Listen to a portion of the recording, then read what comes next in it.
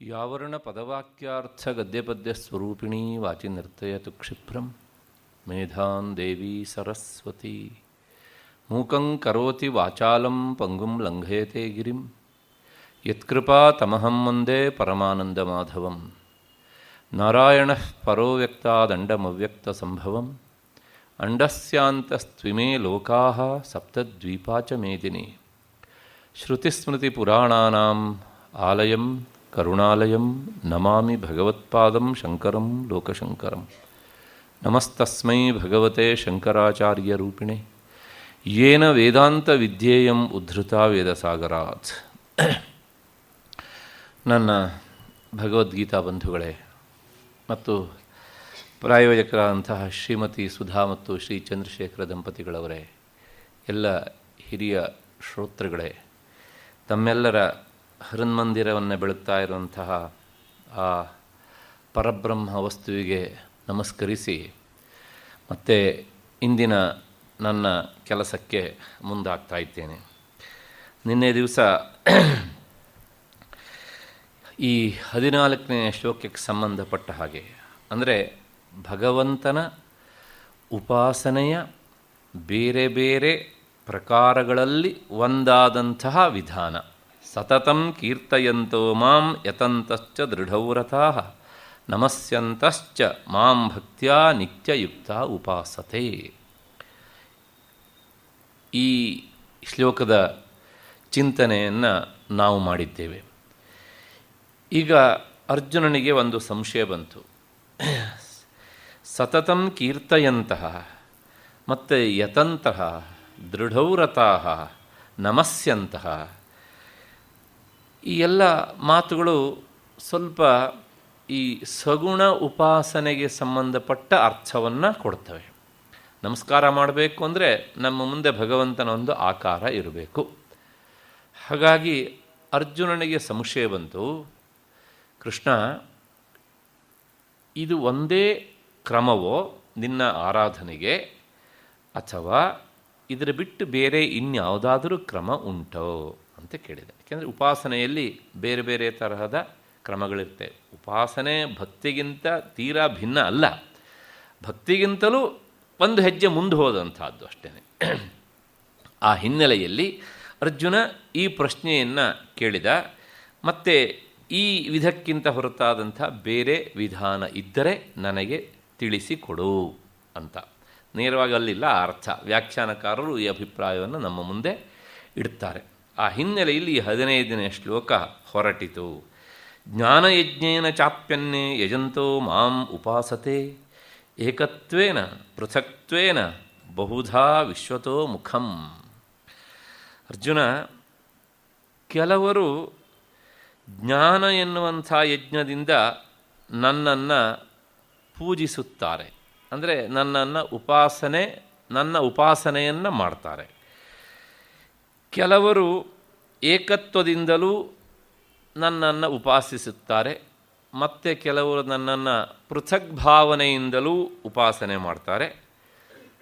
ಮತ್ತು ಮೂರನೇ ಗುಂಪಿನವರಿದ್ದಾರೆ, ಅವರು ವಿಶ್ವತೋಮುಖನಾದಂತಹ ಪರಮಾತ್ಮನೊಬ್ಬನಿದ್ದಾನೆ ಅಂತ ತಿಳಿದು ನನ್ನನ್ನು ಆ ವಿಶ್ವರೂಪ ಭಾವನೆಯಲ್ಲಿ ನನ್ನನ್ನು ಅವರು ಉಪಾಸನೆ ಮಾಡ್ತಾರೆ. ಹೀಗೆ ಮೊದಲನೆಯವರು ಏಕತ್ವ ಭಾವನೆಯಿಂದ, ಎರಡನೆಯವರು ಪೃಥಕ್ ಭಾವನೆಯಿಂದ, ಮತ್ತು ಮೂರನೆಯವರು ವಿಶ್ವತೋಮುಖ ರೂಪದಿಂದ. ಹೀಗೆ ಈ ಮೂರು ರೀತಿಯಲ್ಲೂ ಸಹ ನನ್ನನ್ನು ಉಪಾಸಿಸುವಂತಹ ಒಂದು ಕ್ರಮ ಇದೆ.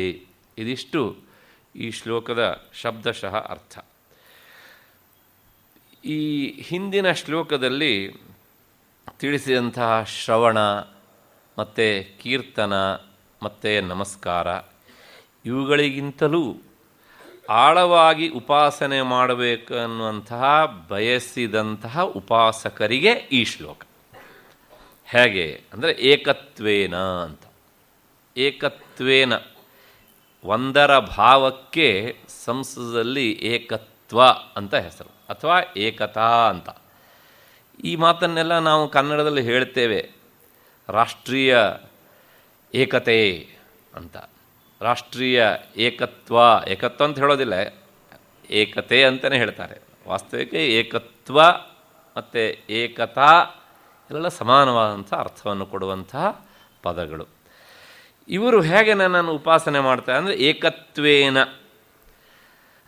ಹೇಗೆ ಇದರ ಸ್ವರೂಪ ಅಂದರೆ ಏಕತ್ವೇನ ಅಂದರೆ ಉಪಾಸನೆ ಅಂದ ತಕ್ಷಣ ಉಪಾಸಕನೊಬ್ಬ ಇರಬೇಕು.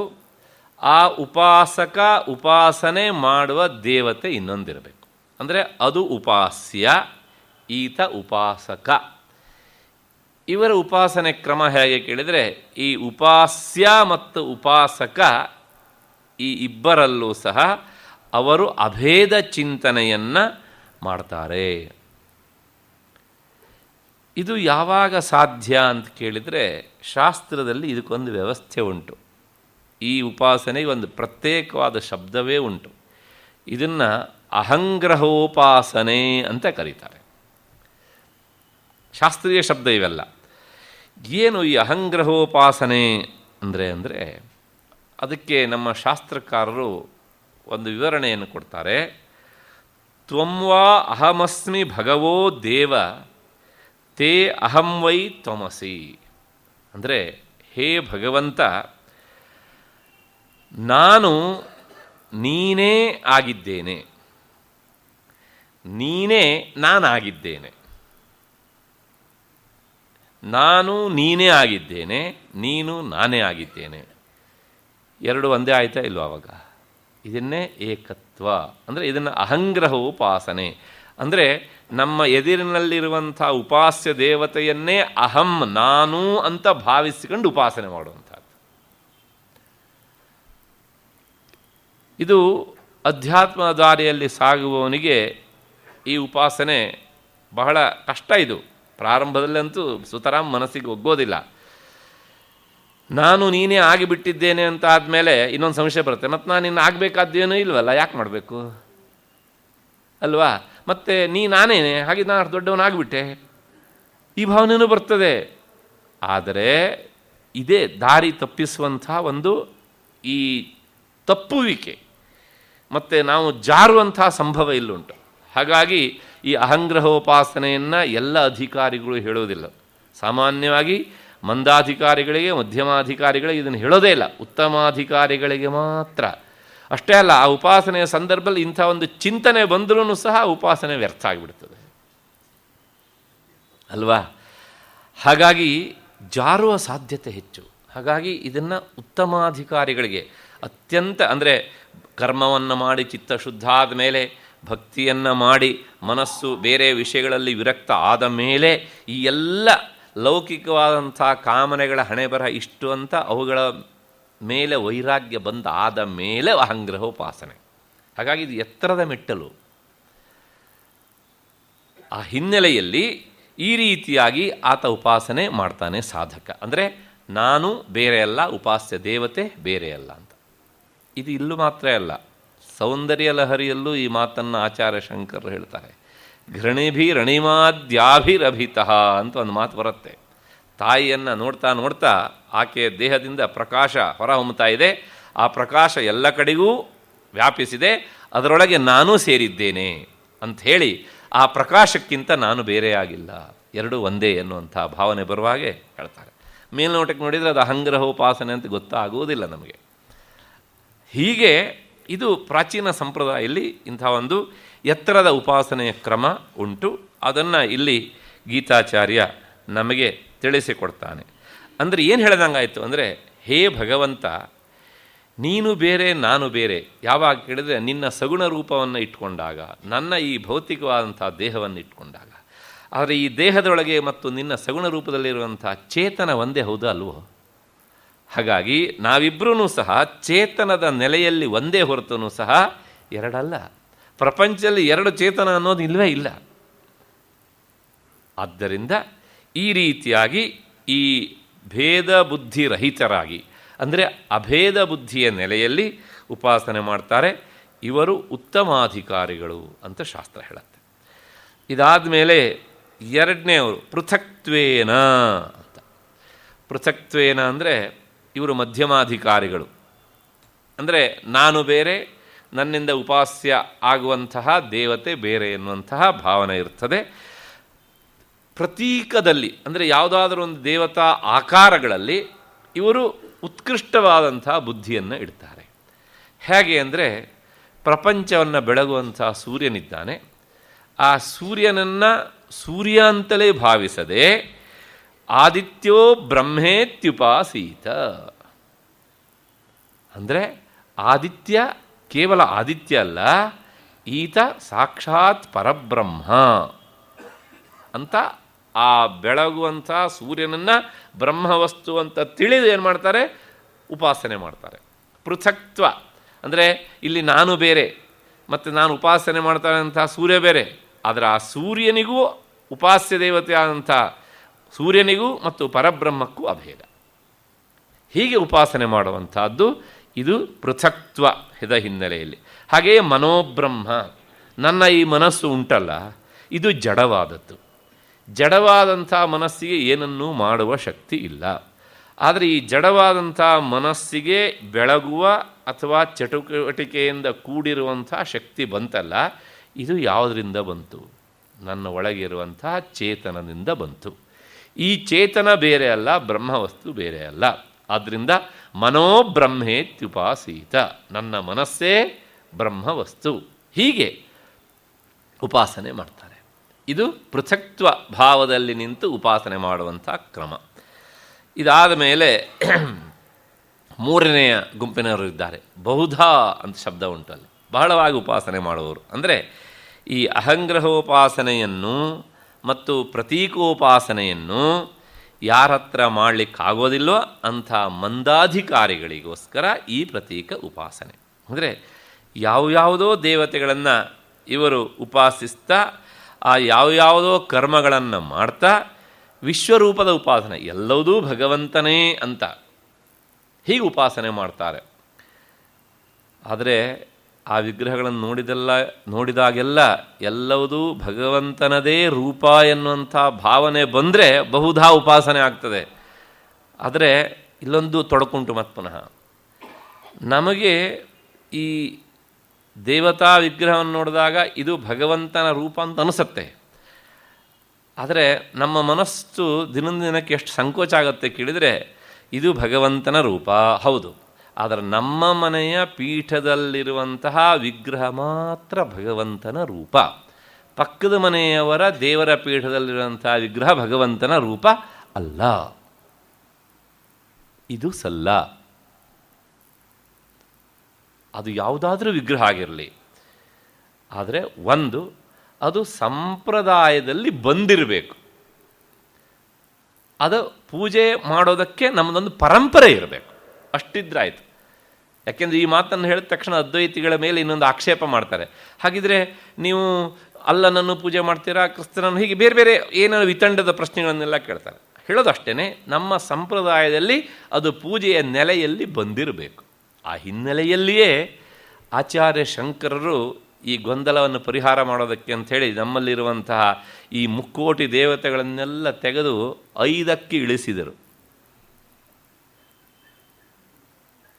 ಸೂರ್ಯ, ಗಣಪತಿ, ಅಂಬಿಕಾ, ಶಿವ, ವಿಷ್ಣು ಅಂತ. ಯಾಕೆ ಅಂದರೆ ಮನುಷ್ಯನ ಕಾಮನೆ ಈಡೇರಿಸಿಕೊಳ್ಳೋದಕ್ಕೆ ಭಗವಂತನ ಈ 5 ರೂಪಗಳು ಸಾಕಷ್ಟು ಆಗೋಯ್ತು. ಯಾಕೆ?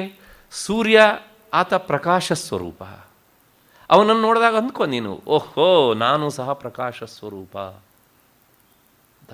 ಮತ್ತಿನ್ನೊಂದು, ಮನುಷ್ಯನ ಕರ್ತವ್ಯ ಪ್ರಜ್ಞೆಗೆ ಸೂರ್ಯನನ್ನು ನೋಡಿದಾಗ ಒಂದು ಮಾರ್ಗದರ್ಶನ ಸಿಗ್ತದೆ.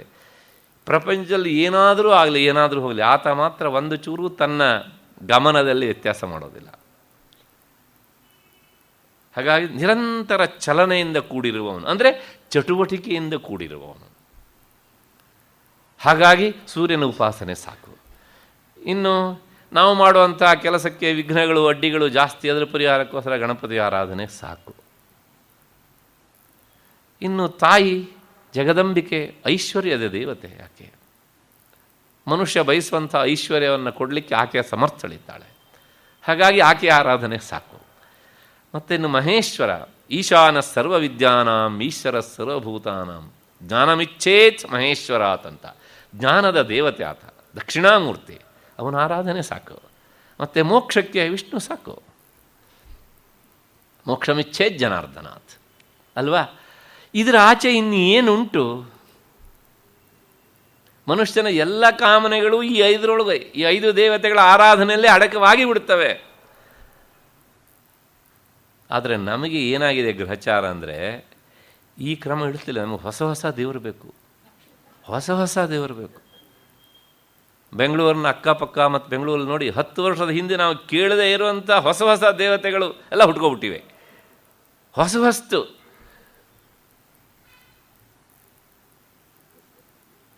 ಅದು ಏನು ಕ್ರಮ ನಮಗೆ ಗೊತ್ತಿಲ್ಲ. ಹಾಗಾಗಿ ನಮ್ಮ ಶ್ರುತಿಕಾರರು ಅಥವಾ ಸ್ಮೃತಿಕಾರರು ಪೂಜೆಗೆ ಒಂದು ವಿಧಾನವನ್ನು ಹಾಕಿಕೊಟ್ಟಿದ್ದಾರೆ.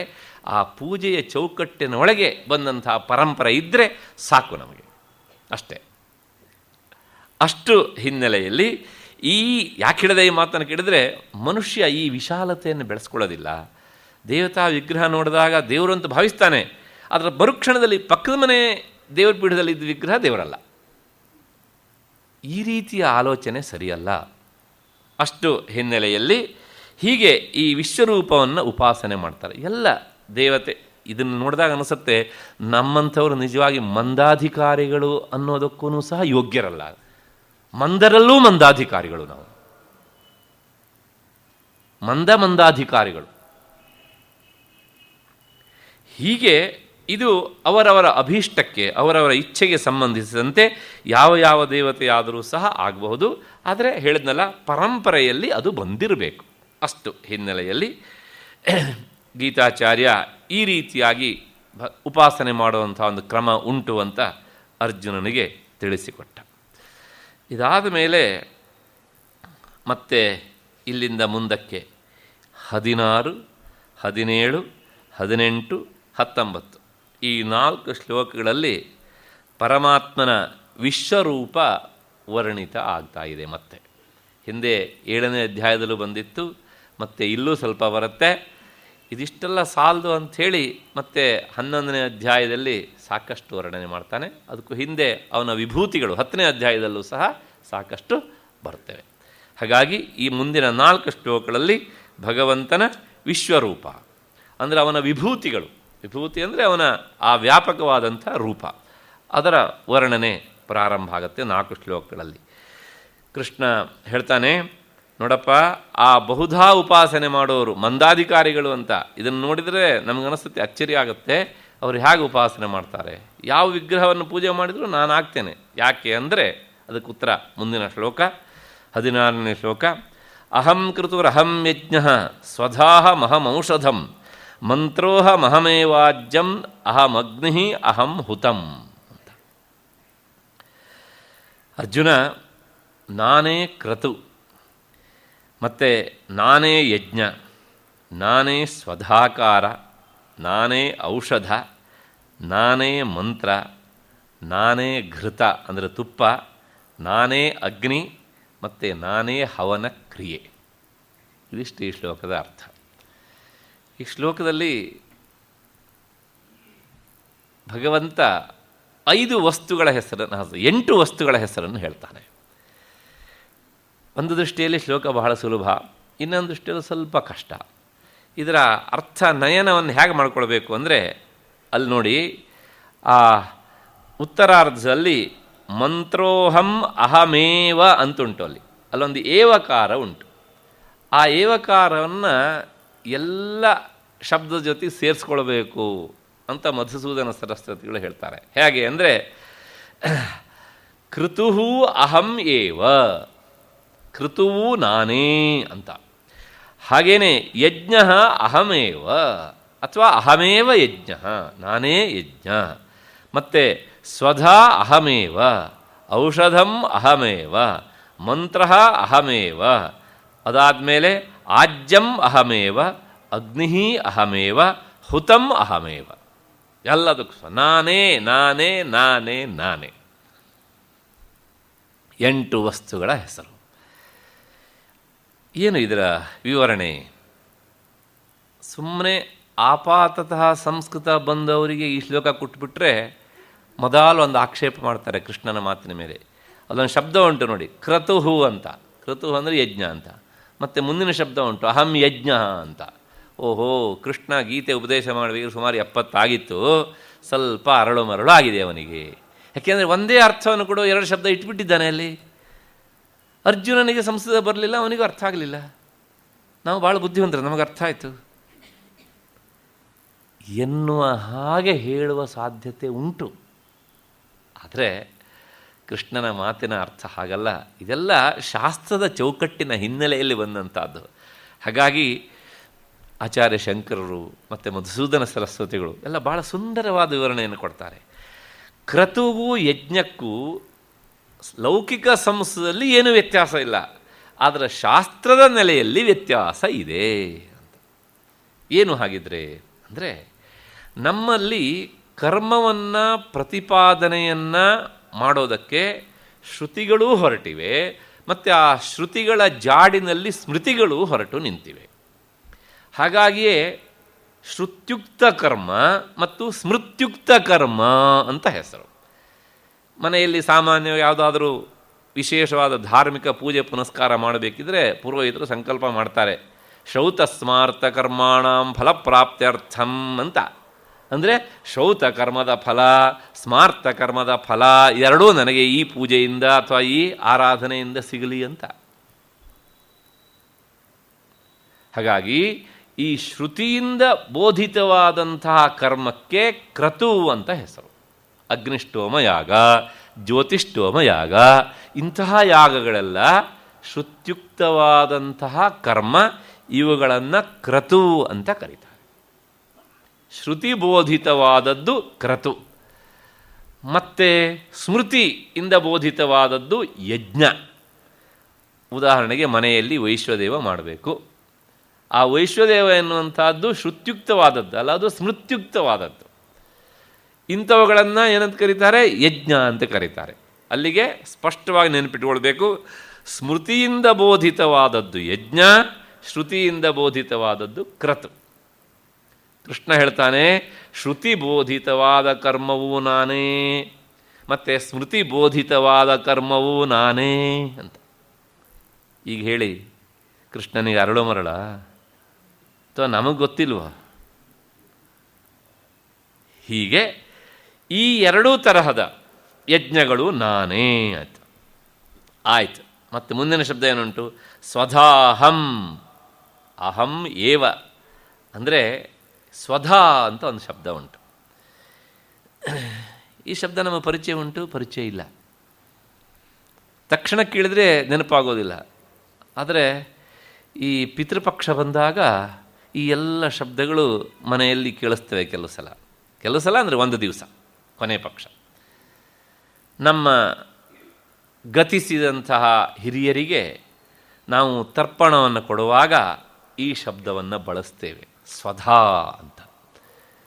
ಏನು ಅದರ ಅರ್ಥ ಅಂದರೆ ಇನ್ನೇನಿಲ್ಲ, ಪಿತೃದೇವತೆಗಳಿಗೆ ನಾವು ಕೊಟ್ಟಂತಹ ತರ್ಪಣವನ್ನು ತಲುಪಿಸುವ ಶಬ್ದ, ಕೋಡ್ ವರ್ಡರ್. ಇವತ್ತು ನಮಗೆ ಅರ್ಥ ಆಗುವ ಭಾಷೆಯಲ್ಲಿ ಹೇಳಬೇಕಲ್ಲ. ನೀವು ಕಂಪ್ಯೂಟರ್ ಹೋಗಿ ಆನ್ ಮಾಡ್ತೀರಾ, ನಿಮ್ಮದಾದಂಥ ಒಂದು ಫೈಲ್ ಇರುತ್ತೆ, ಆ ಫೈಲಿಗೆ ನಿಮ್ಮದಾದಂತಹ ಪಾಸ್ವರ್ಡ್ ಹಾಕಿದರೆ ಓಪನ್ ಆಗುತ್ತೆ ಅದು. ಹಾಗಿದ್ರೆ ಪಾಸ್ವರ್ಡ್ ಅಂದರೆ ಏನು? ಪಾಸ್ವರ್ಡ್ ಅಂದರೆ ನನ್ನ ಫೈಲನ್ನು ಓಪನ್ ಮಾಡಲಿಕ್ಕೆ ಇರುವಂತಹ ಶಬ್ದ ರೂಪದ ಒಂದು ಕೀ ಅಲ್ವಾ? ಹಾಗೆ ಸ್ವಧಾ ಅಂದರೆ ಏನು ಕೇಳಿದರೆ, ನಾವು ಕೊಟ್ಟಂಥ ತರ್ಪಣವನ್ನು ಪಿತೃದೇವತೆಗಳಿಗೆ ತಲುಪಿಸುವಂಥ ಶಾಸ್ತ್ರೀಯವಾದಂಥ ಒಂದು ಶಬ್ದ ಸ್ವಧಾ ಅಂತ. ಕಲಿಯುಗ ಮುಕ್ತಾಯವಾಗಿ ಕಲ್ಕಿ ಅವತಾರ ಯಾವಾಗ ಆಗುತ್ತೆ ಅಂದರೆ, ಶುಕಮುನಿಗಳು ಹೇಳ್ತಾರೆ, ಯಾವಾಗ ಯಾವ ಮನೆಯಲ್ಲೂ ಸ್ವಾಹ ಸ್ವಧಾ ಎನ್ನುವಂಥ ಶಬ್ದಗಳೇ ಇರೋದಿಲ್ವೋ, ಅಂದರೆ ಸ್ವಾಹ ಅಂದರೆ ಯಜ್ಞ ಮಾಡುವವರು ಇರೋದಿಲ್ಲ, ಮತ್ತು ಸ್ವಧಾ ಪಿತೃತರ್ಪಣ ಮಾಡುವವರು ಇರೋದಿಲ್ಲ, ವಷಟ್ ಎನ್ನುವಂಥ ದೇವತೆಗಳ ಆಹುತಿಯನ್ನು ಕೊಡುವವರು ಇರೋದಿಲ್ಲ. ಈ ಎಲ್ಲ ಶಬ್ದಗಳು ಸಹ ಯಾವಾಗ ಜನರ ಮನಸ್ಸಿಂದ ಸಂಪೂರ್ಣ ಲುಪ್ತವಾಗಿ ಹೋಗ್ತವೋ ಆಗ ಕಲ್ಕಿ ಅವತರಿಸಿ ಬರ್ತಾನೆ ಅಂತ. ಹಾಗಾಗಿ ಯೋಚನೆ ಮಾಡಬೇಡಿ ಮುಂದಿನ ವರ್ಷ ಬರ್ತಾನೆ ಅಥವಾ ಈಗಾಗಲೇ ಬಂದಿದ್ದಾನೆ, ಬರೀ ಸುಳ್ಳು ಇವೆಲ್ಲ. ಬೆಂಗಳೂರಲ್ಲಿ ಬಂದಿದ್ದ ಅಂತ ಕಾಣುತ್ತೆ ಇತ್ತೀಚೆಗೆ, ಆದರೆ ಈಗೇನೋ ಮತ್ತು 1 ವರ್ಷದಿಂದ ಏನೂ ಕೇಳಿಸ್ತಾ ಇಲ್ಲ ಹೀಗೆ ಅಂತ. ಒಂದು 4-5 ವರ್ಷ ಬಹಳ ಮಿಂಚಿದ ಅವನು ಕಲ್ಕಿ. ಜನ ಹೇಳಿದ್ದು ಕಲ್ಕಿ ಅವತಾರ ಆಗಿಬಿಡ್ತು, ಇನ್ನೇನು ಆಗಿಬಿಡ್ತು. ನಮಗೆ ಏನೂ ಗೊತ್ತಿಲ್ಲದೆ ಬಾಯಿಗೆ ಬಂದಿದ್ದೆಲ್ಲ ನಾವು ಹೇಳ್ತೇವೆ, ಬಾಯಿಗೆ ಬಂದಿದ್ದೆಲ್ಲ ನಾವು ಮಾತನಾಡ್ತೇವೆ. ನಮ್ಮ ಶಾಸ್ತ್ರಗಳು ಕರಾರುವಾಕ್ಕಾಗಿ ಹೇಳ್ತೇವೆ ಕಲಿಯುಗ ಪ್ರಾರಂಭ ಆಗಿ ಎಷ್ಟು ವರ್ಷ ಆಯಿತು ಅಂತ. ಇನ್ನೇನೂ ಬೇಕಾಗಿಲ್ಲ, ಪಂಚಾಂಗ ತೆಗೆದ್ರೆ ಗೊತ್ತಾಗುತ್ತೆ. ಗತ ಕಲ್ಕೆಬ್ಬದಾಹ ಅಂತ ಶಬ್ದ ಇರುತ್ತೆ, ಗತಿಸಿ ಹೋದ ಕಲಿಯುಗದ ವರ್ಷಗಳು ಅಂತ. ಸಾಂದರ್ಭಿಕವಾಗಿ ಆ ಮಾತನ್ನು ಹೇಳಿದೆ ನಾನು. ಹಾಗಾಗಿ ಸ್ವಧಾ ಅನ್ನೋದು ಪಿತೃದೇವತೆಗಳಿಗೆ ತೃಪ್ತಿಯನ್ನು ಕೊಡುವಂಥ ಒಂದು ಶಬ್ದ ಆಯಿತು. ಅದು ಸಹ ನಾನೇ. 3 ಆಯ್ತು. ಮತ್ತು ಅಹಂ ಔಷಧಂ. ಈ ಔಷಧ ಅನ್ನೋದಕ್ಕೆ 2 ಅರ್ಥ. ಒಂದು ಸೇವಿಸುವಂಥ ಔಷಧ ಅಂತ ಎಲ್ಲರಿಗೂ ಅರ್ಥ ಆಗ್ತದೆ. ಇನ್ನೊಂದು ಅರ್ಥ ಓಷಧಿ ಅಂದರೆ ವನಸ್ಪತಿ ಅಂತ ಅರ್ಥ. ಆ ವನಸ್ಪತಿಯಿಂದ ಬರುವಂತಹ ಎಲ್ಲ ಧಾನ್ಯಗಳು ಅಂದರೆ ನಾವು ತಿನ್ನುವ ಆಹಾರ ಏನುಂಟಲ್ಲ, ಅನ್ನ, ಅದಕ್ಕೆ ಔಷಧಂ ಅಂತ ಹೆಸರು ಶಾಸ್ತ್ರದ ಪರಿಭಾಷೆಯಲ್ಲಿ. ಓಷಧೀಭ್ಯೋ ಅನ್ನಂ ಅಂತ ಶ್ರುತಿ. ಔಷಧಿಗಳಿಂದ ನಮಗೆ ಅನ್ನ ಸಿಗ್ತದೆ ಅಂತ. ಅನ್ನ ಅಂದರೆ ಏನು? ಯಾವುದನ್ನು ನಾವು ತಿಂತೇವೋ ಅದು ಅನ್ನ. ಅದ್ಯತೆ ಅತ್ತಿಚ ಭೂತಾನಿ ತಸ್ಮಾದನ್ನಂ ತದುಚ್ಯತೆ ಅಂತ. ಹಾಗಾಗಿ ತಿನ್ನುವ ಆಹಾರವೂ ಅನ್ನವೂ ನಾನೇ ಆಯಿತು. ಮತ್ತು ಮಂತ್ರ. ಮಂತ್ರ ಅಂದರೆ ಏನು? ಮಂತ್ರ ಅಂದರೆ ಏನು? ಮನನಾತ್ ತ್ರಾಯತೆ ಇತಿ ಮಂತ್ರ ಅಂತ ಒಂದರ್ಥ. ನಾವು ಯಾವುದನ್ನು ನಿರಂತರ ಮನನ ಮಾಡಿದರೆ ಅದು ನಮ್ಮನ್ನು ರಕ್ಷಣೆ ಮಾಡ್ತದೆಯೋ ಅದು ಮಂತ್ರ. ಅದಕ್ಕಿಂತ ಹೆಚ್ಚಿಗೆ ಏನ ಪಿತೃಭ್ಯ ದೇವತಾಭ್ಯಶ್ಚ ಹವಿಹಿ ದೀಯತೆ ಸಹ ಮಂತ್ರ, ಭಗವತ್ಪಾದರ ಭಾಷ್ಯ. ಯಾವುದರಿಂದ ಪಿತೃಗಳಿಗೆ ಮತ್ತು ದೇವತೆಗಳಿಗೆ ನಾವು ಹವಿಸ್ಸನ್ನು ಕೊಡ್ತೇವೋ ಆ ಶಬ್ದ ಉಂಟಲ್ಲ, ಅದಕ್ಕೆ ಮಂತ್ರ ಅಂತ ಹೆಸರು. ಆ ಮಂತ್ರವೂ ಸಹ ನಾನೇ. ಮತ್ತು ಆ ಮಂತ್ರೆಯಿಂದ ಹೋಮಿಸುವಂಥ ಹೋಮದ್ರವ್ಯ ಹವಿಹಿ, ಆ ಹವಿಸ್ಸೂ ಸಹ ನಾನೇ ಅಂತ. ಮತ್ತು ಆಜ್ಯಂ ಆಯಿತು. ಆ ಹೋಮಿಸಿದ್ದನ್ನು ತಿನ್ನುವವನು ಅಥವಾ ಯಾವುದರಲ್ಲಿ ನಾವು ಹೋಮಿಸ್ತೇವೋ ಆ ಅಗ್ನಿಯೂ ಸಹ ನಾನೇ. ಅದಾದ ಮೇಲೆ ಹುತಂ, ಯಾವುದು ಅಗ್ನಿಯಲ್ಲಿ ಹುತ ಆಗ್ತದೆಯೋ ಆ ಹುತ ಆಗುವಂಥ ದ್ರವ್ಯವೂ ಸಹ ನಾನೇ. ಅಲ್ಲಿ ಏನು ಹೇಳ್ದಂಗಾಯಿತು? ಈ ಶ್ಲೋಕದಲ್ಲಿ ಹವನಕ್ಕೆ ಸಂಬಂಧಪಟ್ಟಂತಹ ವಸ್ತುಗಳೂ ನಾನೇ, ಹಾಗೆ ಆ ವಸ್ತುಗಳನ್ನು ತಿಂದು ತೇಗುವ ಅಗ್ನಿಯೂ ನಾನೇ, ಅದಾದ ಮೇಲೆ ಮನುಷ್ಯ ತಿನ್ನುವ ಆಹಾರವೂ ನಾನೇ, ಪಿತೃಗಳಿಗೆ ಕೊಡುವಂತಹ ತರ್ಪಣವನ್ನು ಕೊಂಡೊಯ್ಯುವ ಶಬ್ದವೂ ನಾನೇ, ಮತ್ತು ದೇವತೆಗಳಿಗೆ ಕೊಡುವಂತಹ ಯಜ್ಞ ಅಥವಾ ಅವರ ಹೆಸರಲ್ಲಿ ಮಾಡುವಂಥ ಯಜ್ಞ ಅಥವಾ ಕೃತು ಏನುಂಟಲ್ಲ ಇದು ಎಲ್ಲವೂ ನಾನೇ. ಅಂದರೆ ಈ ಶ್ಲೋಕದ ಮೂಲಕ ವೈದಿಕ ಪ್ರಕ್ರಿಯೆಯಲ್ಲಿ ಬರುವಂಥ ಎಲ್ಲ ವಿಚಾರಗಳನ್ನು ಗೀತಾಚಾರ್ಯ ಹೇಳಿದ ಹಾಗಾಯಿತು. ಹಿಂದೆ ಬಂದಿತ್ತು ಬ್ರಹ್ಮಾರ್ಪಣಂ ಬ್ರಹ್ಮಹವಿಹಿ ಬ್ರಹ್ಮಾಗ್ನೌ ಬ್ರಹ್ಮಣಾಹುತಂ ಬ್ರಹ್ಮೈವತೇನ ಗಂತವ್ಯಂ ಬ್ರಹ್ಮಕರ್ಮ ಸಮಾಧಿನ ಅಂತ. ಅಲ್ಲಿ ಹವನವನ್ನು ಮಾಡುವ ಯಜಮಾನನೂ ನಾನೇ, ಮತ್ತು ಆ ಯಜಮಾನ ಮಾಡುವ ಕರ್ಮವೂ ನಾನೇ, ಮತ್ತು ಆ ಕರ್ಮಕ್ಕೆ ಆಧಾರವಾದ ಅಗ್ನಿಯೂ ನಾನೇ ಅಂತೆಲ್ಲ ಬಂದಿತ್ತು ಅಲ್ಲಿ.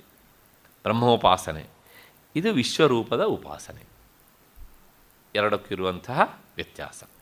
ಅಷ್ಟು ಹಿನ್ನೆಲೆಯಲ್ಲಿ ಮತ್ತೆ ಮುಂದಿನ ಶ್ಲೋಕ 17ನೆಯ ಶ್ಲೋಕ. ಪಿತಾಮಹಸ್ಯ ಜಗತಃ ಮಾತಾ ಧಾತಾ ಪಿತಾಮಹಃ ವೇದ್ಯಂ ಪವಿತ್ರಮೋಂಕಾರಃ ಋಕ್ ಸಾಮ ಯಜುರೇವ ಚ. ಅರ್ಜುನ, ನಾನು ಈ ಜಗತ್ತಿನ ತಂದೆ. ಮತ್ತು ಹಾಗಿದ್ರೆ ತಾಯಿ ಅಲ್ವಾ ಅಂದರೆ ಮುಂದಿನ ಶಬ್ದ ಅಲ್ಲುಂಟು, ಜಗತಃ ಮಾತಾ, ತಾಯಿಯೂ ಸಹ ನಾನೇ.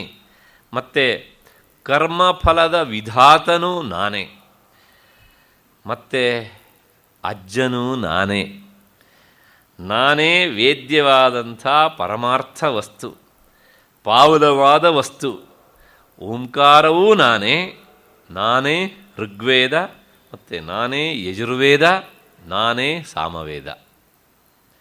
ಹಿಂದಿನ ಶ್ಲೋಕದಲ್ಲಿ ಕೃಷ್ಣ ಆ ವೈದಿಕ ಪ್ರಕ್ರಿಯೆಗೆ ಸಂಬಂಧಪಟ್ಟಂಥ 8 ವಸ್ತುಗಳು ನಾನೇ ಅಂತ ಹೇಳಿದ್ದ.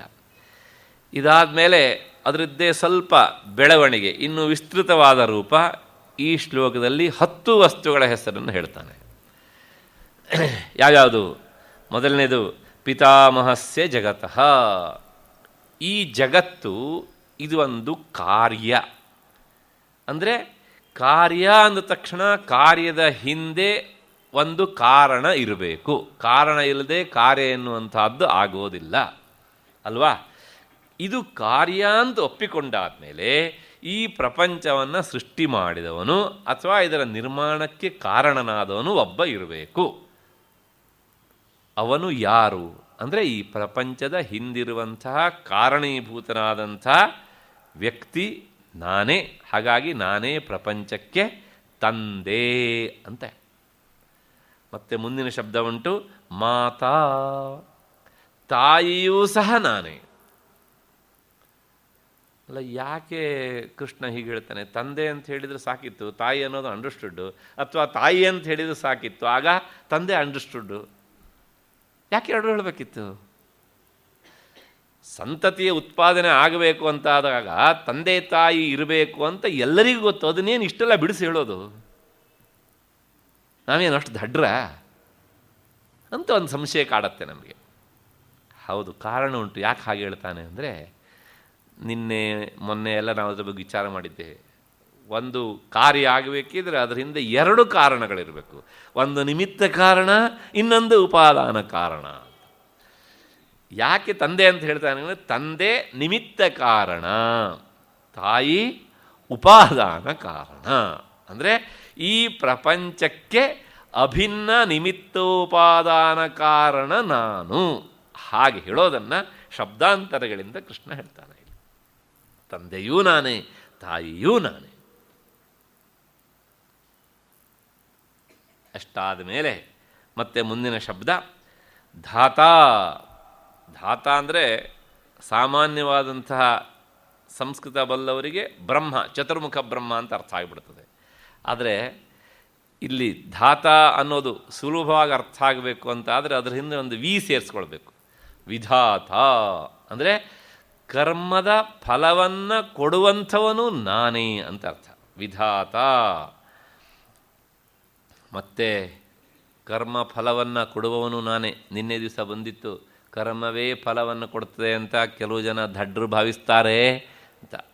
ಆದರೆ ಕರ್ಮವೇ ನೇರ ಫಲ ಕೊಡೋದಿಲ್ಲ. ಯಾಕೆಂದರೆ ಅದು ಜಡ. ಆ ಜಡದ ಹಿಂದೆ ಒಂದು ಚೇತನವಾದ ವಸ್ತು ಇರಬೇಕು. ವೇದವ್ಯಾಸರು ಇದನ್ನು ಬ್ರಹ್ಮಸೂತ್ರದಲ್ಲಿ ಹೇಳಿದ್ದಾರೆ ಎಂದು ನಿನ್ನೆ ಹೇಳಿದ್ದೆ, ಮತ್ತು ಪುನಃ ಜ್ಞಾಪಿಸಿಬಿಡ್ತೇನೆ. ಫಲಂ ಅತ ಉಪಪತ್ತೇ ಹೇ ಅಂತ ಸೂತ್ರ. ಆ ಮಾತನ್ನು ಪುನಃ ಗೀತಾಚಾರ್ಯ ಇಲ್ಲಿ ಅದನ್ನು ನಮಗೆ ತಿಳಿಸಿಕೊಡ್ತಾನೆ. ಹಾಗಾಗಿ ಕರ್ಮಕ್ಕೆ ಫಲವನ್ನು ಕೊಡುವವನು ನಾನೇ ಅಂತ ಹೇಳಿದ. ಆಯಿತು. ಇದಾದ ಮೇಲೆ ಪುನಃ ಇನ್ನೊಂದು ಶಬ್ದ ಮುಂದಿನ ಉಂಟು, ಪಿತಾಮಹ. ಪಿತಾಮಹ ಅಂದರೆ ಅಜ್ಜ ಅಂತ. ತಂದೆಯ ತಂದೆಗೆ ಪಿತಾಮಹ ಅಂತ ಹೆಸರು ಸಂಸ್ಥೆಯಲ್ಲಿ, ಅಜ್ಜ. ಮಾತಾಮಹ ಅಂದರೂ ಅಜ್ಜನೇ. ಹಾಗಾಗಿ ಒಟ್ಟಾರೆ ಏನು ಕೇಳಿದರೆ, ಈ ಪ್ರಪಂಚದಲ್ಲಿ ತಂದೆ ಮತ್ತು ತಾಯಿ ಮತ್ತು ಅಜ್ಜ ನಾನೇ. ಅಲ್ಲ, ಇಷ್ಟೆಲ್ಲ ಜನ ಅಪ್ಪಂದಿರಾಗಿ ಹೋಗಿದ್ದಾರೆ, ಇವನು ಇವಾಗ ಹೇಗೆ ಪಿತಾಮಹ ಆಗೋದಕ್ಕೆ ಸಾಧ್ಯ? ಅಪ್ಪಂದಿರಿಗೆಲ್ಲ ಅಪ್ಪ, ಆ ಅಪ್ಪಂದಿರಿಗೆಲ್ಲ ಅಪ್ಪ, ಆ ಅಪ್ಪಂದಿರಿಗೆಲ್ಲ ಅಪ್ಪ. ಇವನು ಎಷ್ಟು ಜನರಿಗೆ ಅಪ್ಪ ಅಪ್ಪ ಅಪ್ಪ ಅಪ್ಪ ಅಂತ ಹೇಳಬೇಕು ನಿಜವಾಗಂದರೆ. ಇದ್ದಕ್ಕಿದ್ದಾಗೆ ಅಜ್ಜ ಅಂತ ಹೇಳ್ತಿದ್ದಾನೆ ಇವನು, ಹೇಗೆ? ಅಷ್ಟೇ, ಜಗತ್ತಿನಲ್ಲಿ ಎಷ್ಟು ಜನ ಅಪ್ಪಂದಿದ್ದಾರೋ ಆ ಎಲ್ಲರದ್ದು ಸೇರಿ ಒಂದೇ ಗುಂಪು, ಅಪ್ಪಂದಿರ ಗುಂಪು. ಎಲ್ಲ ಅಪ್ಪಂದಿರಿಗೂ ಇವನಪ್ಪ ಅಷ್ಟೇ. ಹಾಗಾಗಿ ಪಿತಾಮಹ.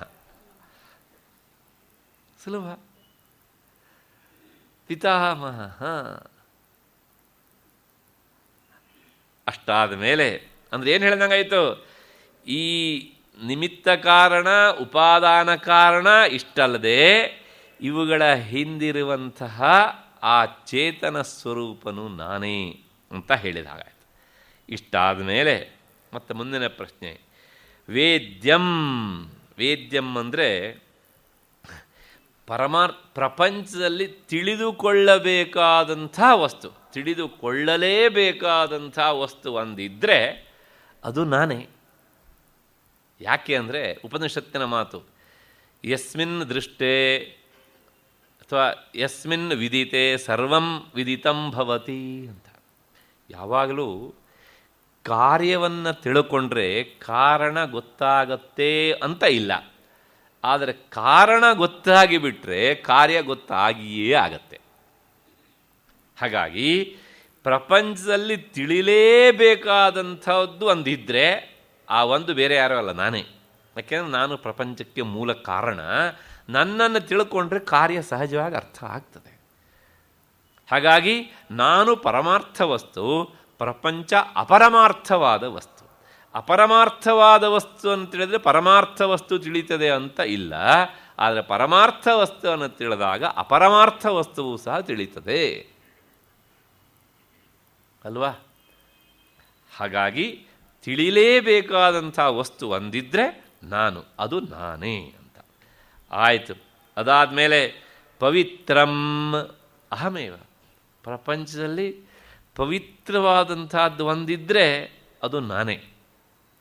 ನನ್ನಿಂದಾಗಿಯೇ ಎಲ್ಲ ವಸ್ತುವೂ ಸಹ ಪವಿತ್ರವಾಗ್ತದೆ. ಮೇಲ್ನೋಟಕ್ಕೆ ಸ್ವಲ್ಪ ನಮಗೆ ಅರ್ಥ ಆಗೋದು ಕಷ್ಟ. ಒಂದು ಸಣ್ಣ ಪ್ರಸಿದ್ಧ ಉದಾಹರಣೆ ಕೊಟ್ಟುಬಿಡ್ತೇನೆ ನೋಡಿ. ನಮ್ಮ ದೇಹ ಉಂಟಲ್ಲ, ಈ ದೇಹದಲ್ಲಿ ಎಲ್ಲಿಯವರೆಗೆ ಆ ಆತ್ಮವಸ್ತುವಿನ ಪ್ರಕಟ ಆಗ್ತಾ ಇರ್ತದೆಯೋ ಅಲ್ಲಿಯವರೆಗೆ ಇದು ಪವಿತ್ರ ಅಲ್ವಾ? ಆದರೆ ಯಾವಾಗ ಈ ದೇಹಕ್ಕೂ ಆತ್ಮವಸ್ತಿಗೂ ಸಂಬಂಧ ಕಳಚಿತೋ ಮರುಕ್ಷಣದಲ್ಲಿ ಇದು ಶವ. ಅಲ್ಲಿಯವರೆಗೆ ಇದಾಗಿತ್ತು ಶಿವ ಅಲ್ವಾ?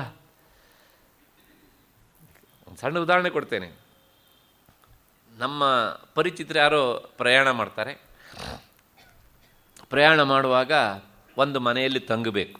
ಆ ಯಾರ ಮನೆಯಲ್ಲಿ ಅವರು ತಂಗಬೇಕೋ ಅವರಿಗೂ ಪರಿಚಯ ಇರೋದಿಲ್ಲ. ಆಗ ನಾವು ಹೇಳ್ತೇವೆ, ನೋಡಿಯಪ್ಪ ನಮ್ಮ ಪರಿಚಿತರಿದ್ದಾರೆ, ಅವರು ಇವತ್ತು ಒಂದು ರಾತ್ರಿ ನಿಮ್ಮ ಮನೇಲಿ ಇದ್ದು ಹೋಗ್ತಾರೆ ಅಂತ ಹೇಳಿದಾಗ ಆಗಲಿ ಅಪ್ಪ ಕಳಿಸಿ ಅಂತ ಹೇಳ್ತಾರೆ ಅಲ್ವಾ? ಯಾಕೆ? ಅವರು ಶಿವ, ಚೇತನ ವಸ್ತು ಉಂಟು.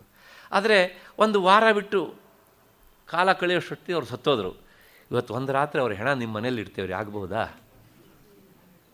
ಅಂತಂದರೆ ಒಪ್ಕೊಳ್ತಾರ? ಅವರಲ್ಲ, ನಾವು ಒಪ್ಕೊಳ್ತೇವಾ?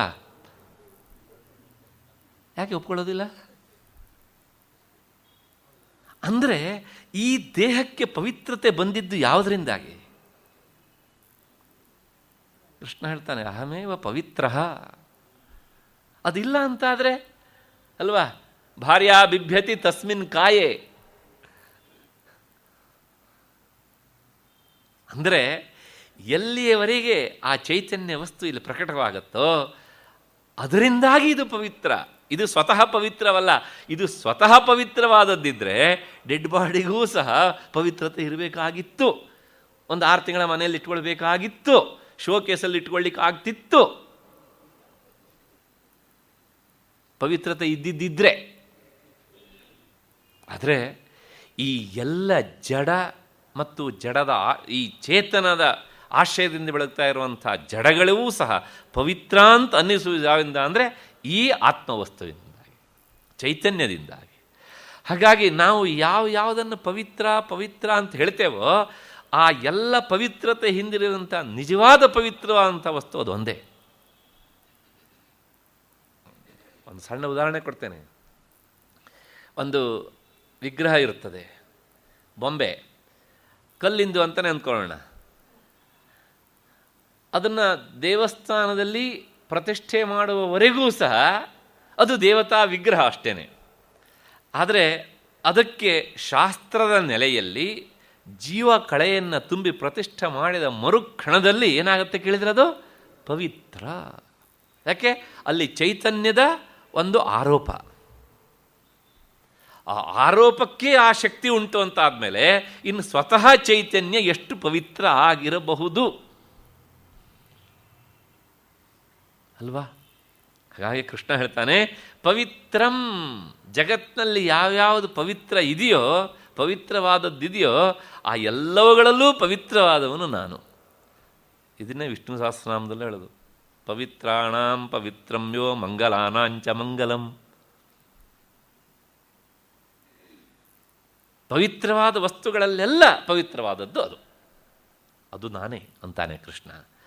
ಮತ್ತು ಓಂಕಾರ, ಓಂಕಾರವೂ ನಾನೇ. ನಾನು ಓಂಕಾರಕ್ಕೆ ಸಂಬಂಧಪಟ್ಟ ಹಾಗೆ ಹಿಂದಿನ ಪರ್ಯಾಯದಲ್ಲಿ ಅಂತ ಕಾಣುತ್ತೆ ಸುದೀರ್ಘವಾಗಿ ಹೇಳಿದ್ದೇನೆ. ಹಾಗಾಗಿ ಆ ಓಂಕಾರದ ಬಗ್ಗೆ ಮತ್ತೆ ನಾನು ಹೇಳೋದಿಲ್ಲ. ಇಡೀ ನಮ್ಮ ಭಾರತೀಯ ತತ್ವಶಾಸ್ತ್ರದ ಮತ್ತು ವೈದಿಕ ಸಾಹಿತ್ಯದ ಮೂಲವಾದಂಥ ಬೀಜಾಕ್ಷರ ಓಂಕಾರ. ಹಾಗಾಗಿ ಒಂದು ವೇದದ ಋಕ್ಕನ್ನು ಹೇಳಬೇಕು ಅಂದರೆ ಪ್ರಾರಂಭ ಆಗುವುದೇ ಓಂಕಾರದಿಂದ. ಈ ಮಾತು ಎಷ್ಟರ ಮಟ್ಟಿಗೆ ಬೆಳೆದು ಬಂತು ಕೇಳಿದರೆ, ಮುಂದೆ ಬಂದಂಥ ಕಾಳಿದಾಸ ಒಂದು ಮಾತು ಹೇಳ್ತಾನೆ, ದಿಲೀಪನ ಬಗ್ಗೆ ಹೇಳಬೇಕಿದ್ರೆ. ಆ ದಿಲೀಪ ಹೇಗಿದ್ದ, ಅದು ಮನುವಿನ ಬಗ್ಗೆ ಹೇಳಬೇಕಿದ್ರೆ, ಮನು ಹೇಗಿದ್ದ ಅಂದರೆ ಎಲ್ಲ ರಾಜರುಗಳಲ್ಲೂ ಅವನು ಮೊಟ್ಟ ಮೊದಲಿಗನಾಗಿದ್ದ.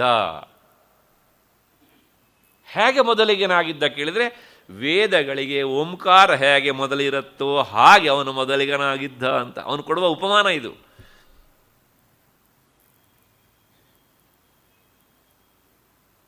ಅಂದರೆ ಆ ಮಾತನ್ನು ಎಲ್ಲರೂ ಒಪ್ಪಿಕೊಂಡಾಗಿದ್ದಾರೆ, ಯಾರೂ ಅದನ್ನು ಅಲ್ಲಗಳೆಯೋದಿಲ್ಲ.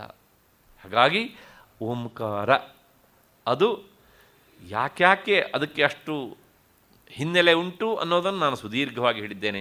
ನಮ್ಮ ಬದುಕಿನ ಎಲ್ಲ ಆಯಾಮಗಳನ್ನು ಚಿತ್ರಿಸಿ ಹೇಳುವಂಥ ಬೀಜಾತ್ ಬೀಜವಾದಂಥ ಅಕ್ಷರ ಓಂಕಾರ. ಆದ್ದರಿಂದ ಆ ಓಂಕಾರ ನಾನೇ. ಆ ಓಂಕಾರದ ವಿಸ್ತೃತ ರೂಪವೇ ವ್ಯಾಹೃತಿ, ವ್ಯಾಹೃತಿಯ ವಿಸ್ತೃತ ರೂಪವೇ ಗಾಯತ್ರಿ, ಗಾಯತ್ರಿಯ ವಿಸ್ತೃತ ರೂಪವೇ ಪುರುಷ ಸೂಕ್ತ, ಪುರುಷ ಸೂಕ್ತದ ವಿಸ್ತೃತ ರೂಪವೇ ಇಡೀ ವೈದಿಕ ಸಾಹಿತ್ಯ. ಅಷ್ಟು ಹಿನ್ನೆಲೆಯಲ್ಲಿ ಮತ್ತೆ ಮುಂದಿನ ಶಬ್ದ ಓಂಕಾರ ಆಯ್ತು. ಋಕ್, ಋಕ್ ಅಂದರೆ ಋಗ್ವೇದ ಅಂತ ಅರ್ಥ. ಯಾಕೆ ವೇದ ಅಂತ ಹೇಳಿಬಿಟ್ರೆ ಸಾಕಿತ್ತಲ್ವಾ ಅಂತ ಒಂದು ಸಂಶಯ ಬರುತ್ತೆ. ಅದಕ್ಕೋಸ್ಕರ ಕೃಷ್ಣ ಅದನ್ನು ವ್ಯಾವೃತ್ತಿ ಅಂದರೆ ಬೇರೆ ಪಡಿಸಿ ಹೇಳ್ತಾನೆ, ನಮಗೆ ಸ್ಪಷ್ಟ ಅರ್ಥ ಆಗಲಿ ಅಂಥೇಳಿ. ಋಕ್ ಸಾಮ ಯಜುರೇವಚ ಅಂತ. ಋಕ್ ಅಂದರೆ ಪದ್ಯ ಅಂತ. ಪ್ರಪಂಚದಲ್ಲಿ ಯಾವುದು ಪದ್ಯಾತ್ಮಕವಾದ ಸಾಹಿತ್ಯ ಉಂಟೋ ಆ ಪದ್ಯಾತ್ಮಕವಾದ ಸಾಹಿತ್ಯ ಎಲ್ಲ ನಾನೇ. ಅಷ್ಟೇ, ಮುಗಿದೋಯ್ತು. ಎಲ್ಲ ಬೀಜ ರೂಪದಲ್ಲಿ ಹೇಳ್ತಾನೆ. ಮತ್ತು ಯಜುಹು ಒಂದು ಸಾಮ ಅಂತುಂಟು, ಪದ್ಯ ಆದ ತಕ್ಷಣ ಹೀಗೆ ಅನ್ವಯ ಮಾಡಿಕೊಂಡ್ರೆ ಅದನ್ನು ಹೆಚ್ಚು ಅನುಕೂಲ. ಯಜುಹು ಅಂದರೆ ಗದ್ಯ. ಪ್ರಪಂಚದಲ್ಲಿ ಯಾವ್ಯಾವುದು ಗದ್ಯಾತ್ಮಕವಾದ ಸಾಹಿತ್ಯ ಉಂಟೋ ಅದೆಲ್ಲವುದು ನಾನೇ. ಆಯಿತು. ಮತ್ತು ಸಾಮ ಅಂದರೆ ಗಾನ. ಪದ್ಯಕ್ಕೆ ಅಥವಾ ಗದ್ಯಕ್ಕೆ ಬೇಕಾದ್ರೆ ನೀವು ಗಾನವನ್ನು ಸೇರಿಸಿದರೆ ಆ ಸ್ವರೂಪವು ನಾನೇ. ನೋಡಿ, ನೀವು ಯಾವುದೇ ದೇಶಕ್ಕೆ ಹೋಗಿರಿ, ಎಲ್ಲೇ ಹೋದ್ರೂ ಸಹ ಪ್ರಪಂಚದ ಸಾಹಿತ್ಯ ಒಂದು ಪದ್ಯಾತ್ಮಕ ಅಥವಾ ಗದ್ಯಾತ್ಮಕ ಅಥವಾ ಈ ಪದ್ಯ ಗದ್ಯಗಳಿಗೆ ಗಾನವನ್ನು ಸೇರಿಸಿದ್ದು. ಇದರ ಬಿಟ್ಟರೆ ಈ ಮೂರು ರಾಚ ಇನ್ನೊಂದು ಸಾಹಿತ್ಯ ಇರಲಿಕ್ಕೆ ಸಾಧ್ಯ ಇಲ್ಲ. ಇರುತ್ತಾ? ಸಂಸ್ಕೃತದಲ್ಲೇ ಇನ್ನೊಂದು ಹೊಸ ಪ್ರಕಾರ ಮಾಡಬೇಕು ಅಂತ ಹೊರಟರು, ಚಂಪು ಅಂತ. ಏನೂ ಆಗಲಿಲ್ಲ. ಸ್ವಾರಸ್ಯ ಅಂದರೆ ಒಂದು ಪದ್ಯ ಇನ್ನೊಂದು ಗದ್ಯ ಎರಡು ಸೇರಿಸಿದ್ದು ಆಯಿತು. ಚಂಪು ಅಂದರೆ ಏನು? ಗದ್ಯ ಪದ್ಯಾತ್ಮಕವಾದಂಥ ಕಾವ್ಯ. ಅಂದರೆ ಅರ್ಧ ಗದ್ಯ ಅರ್ಧ ಪದ್ಯ. ಇದ್ರ ಬಿಟ್ಟರೆ ಏನೂ ಮಾಡಲಿಕ್ಕೆ ಆಗೋದಿಲ್ಲ ಅನ್ನೋದಕ್ಕೆ ಇದೊಂದು ಉದಾಹರಣೆ ಅಲ್ವಾ? ಇಷ್ಟಾದ ಮೇಲೆ ಮತ್ತೆ ಸಾಮ ಏವಚ. ಹಾಗಾಗಿ ಇದು ಎಲ್ಲವೂ ಸಹ ನನ್ನದೇ ರೂಪ. ಅಲ್ಲಿಗೆ ಎಷ್ಟು ಹೇಳ್ದಂಗಾಯಿತು? 10 ಮತ್ತು 8 18 ಆಯಿತು. ಮತ್ತು ಮುಂದಿನ ಶ್ಲೋಕ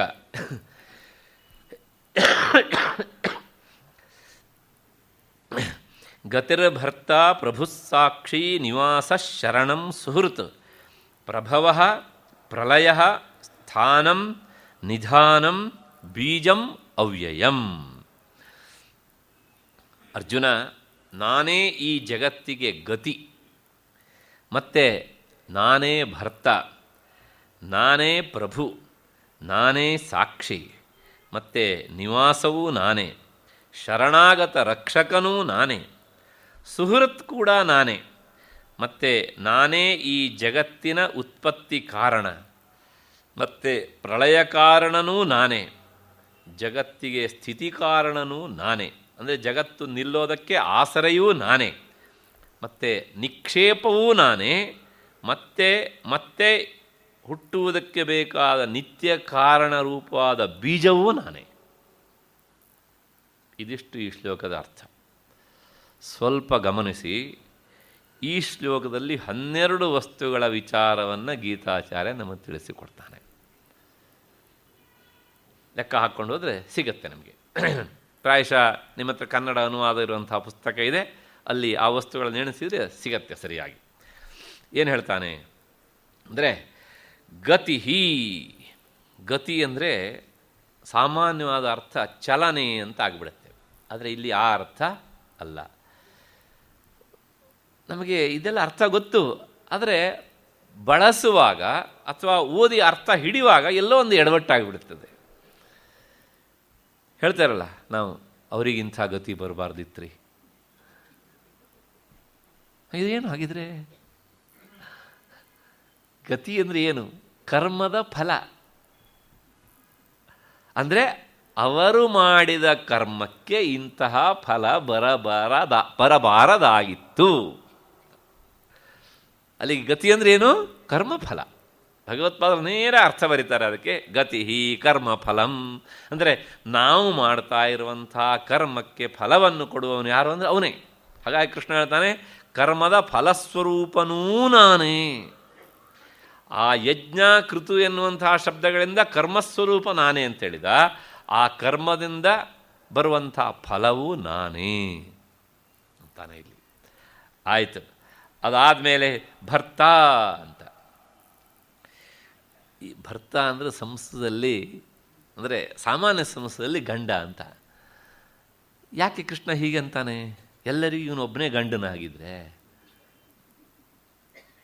ಮತ್ತು 60,000 ಜನರಿಗೆ ಬೇರೆ ಗಂಡ, ಮತ್ತು ಇನ್ನು 8 ಮಹಿಷಿಯರಿದ್ದಾರೆ, ಅವನು ಅಷ್ಟಮಹಿಷಿಯರು, ಅವರಿಗೆ ಬೇರೆ ಗಂಡ, ಮತ್ತು ಇಡೀ ಪ್ರಪಂಚದವರಿಗೂ ತಾನೇ ಗಂಡ ಅಂತ ಹೇಳ್ತಿದ್ದಾನಲ್ಲ. ಹೌದು, ಇದು ಸಾಮಾನ್ಯವಾದಂಥ ಒಂದು ಅರ್ಥ. ಆದರೆ ಭರ್ತ ಅನ್ನೋದಕ್ಕೆ ಅರ್ಥ ಏನು ಅಂದರೆ, ಗಂಡ ಅಂತ ಅಷ್ಟೇ ಅರ್ಥ ಅಲ್ಲ, ಇನ್ನೊಂದು ಅರ್ಥ ಉಂಟು. ಯಾವನು ನಮ್ಮನ್ನು ಭರಣೆ ಮಾಡ್ತಾನೋ, ನಮ್ಮನ್ನು ಪೋಷಿಸ್ತಾನೋ ಅವನು ಭರ್ತ. ಭರಣಾತ್ ಭರ್ತ ಅಂದರೆ ನಮಗೆಲ್ಲರಿಗೂ ಸಹ ಬೇಕಾದನ್ನು ಕೊಟ್ಟು ನಮ್ಮನ್ನು ಭರಣ ಮಾಡುವವನು ಯಾವನೋ ಅವನೇ ನಿಜವಾದ ಅರ್ಥದಲ್ಲಿ ಭರ್ತ. ಹಾಗಿದ್ದರೆ ಯಾಕೆ ಗಂಡನಿಗೆ ಸಂಸ್ಥೆಯಲ್ಲಿ ಭರ್ತ ಅಂತ ಕರೀತಾರೆ ಅಂತ? ಸಿಂಪಲ್ ಉತ್ತರ. ಹಿಂದಿನ ಕಾಲದಲ್ಲಿ ಸಂಸಾರದಲ್ಲಿ ಗಂಡನಾದವನು ಮಾತ್ರ ದುಡಿತಿದ್ದ, ಹೊರಗೆ ಹೋಗಿ, ಅಂದರೆ ಗಳಿಸ್ತಿದ್ದ. ಆ ಗಳಿಕೆಯಿಂದ ಸಂಸಾರ ನಿರ್ವಹಣೆ ಆಗ್ತಿತ್ತು. ಹಾಗಾಗಿ ಮನೆಯಲ್ಲಿ ಇರುವಂತಹ ಗಂಡನನ್ನು ಹೆಣ್ಣುಮಕ್ಕಳು ಸಹಜವಾಗಿ ಭರ್ತ ಅಂತ ಕರೆದರು. ಇವತ್ತು ಎಷ್ಟೋ ಮನೆಯಲ್ಲಿ ಪತ್ನಿಯರೂ ಸಹ ಭರ್ತಾಗಳೇ.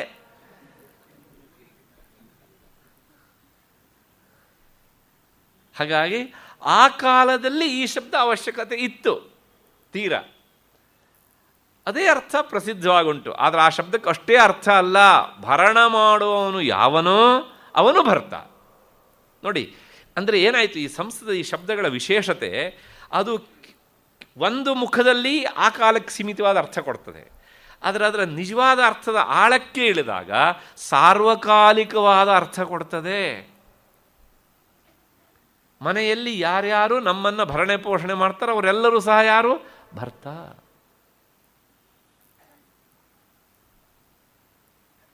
ಸರಿ ತಾನೆ? ಹಾಗಾಗಿ ಕೃಷ್ಣ ಹೇಳ್ತಾನೆ, ನಾನೇ ಎಲ್ಲರನ್ನೂ ಭರಣ ಮಾಡುವನಾದ್ರಿಂದ ನಾನು ನಿಜವಾದ ಅರ್ಥದಲ್ಲಿ ಭರ್ತ ಅಂತ. ಆಯಿತು. ಅದಾದಮೇಲೆ ಪ್ರಭು ಅಂದರೆ ಸ್ವಾಮಿ. ಆತ್ಮವಸ್ತುವೇ ನಿಜವಾದ ಸ್ವಾಮಿ ಅಂತ. ಬ್ರಹ್ಮವಸ್ತುವೇ ನಿಜವಾದ ಅರ್ಥದಲ್ಲಿ ಎಲ್ಲರಿಗೂ ಸ್ವಾಮಿ. ಆಫೀಸಿಗೆ ಹೋಗಿ ನಿಂತ್ಕೊಂಡು 8 ತಾಸು ಯಾರಿದ್ದೋ ಎದ್ದು ಕೈ ಕಟ್ಕೊಂಡು ನಿಂತ್ಕೊಂಡಿರ್ತೇವಲ್ಲ, ಆ ಯಾರಿದ್ದೋ ಅಂತ ಹೇಳ್ತೇವಲ್ಲ, ಅವನು ನಿಜವಾದ ಸ್ವಾಮಿ ಅಲ್ಲ. ಈ ಮಾತನ್ನು ಹಿರಣ್ಯಕಶಿಪು ಪ್ರಹ್ಲಾದ ಅಂತ ಕೇಳಿದ, ಎಲ್ಲಿದ್ದಾನ ನಿನ್ನ ಸ್ವಾಮಿ ಅಂತ. ಆ ಪ್ರಹ್ಲಾದ ಹೇಳಿದ, ಅವನು ಎಲ್ಲ ಕಡೆಗೂ ಇದ್ದಾನೆ, ನನ್ನೊಳಗೂ ಇದ್ದಾನೆ, ನಿನ್ನೊಳಗೂ ಇದ್ದಾನೆ ಅಂತ. ಯಾಕೆಂದರೆ ಅವನು ನಿಜವಾದ ಪ್ರಭು ಸ್ವಾಮಿ ಅಂತ.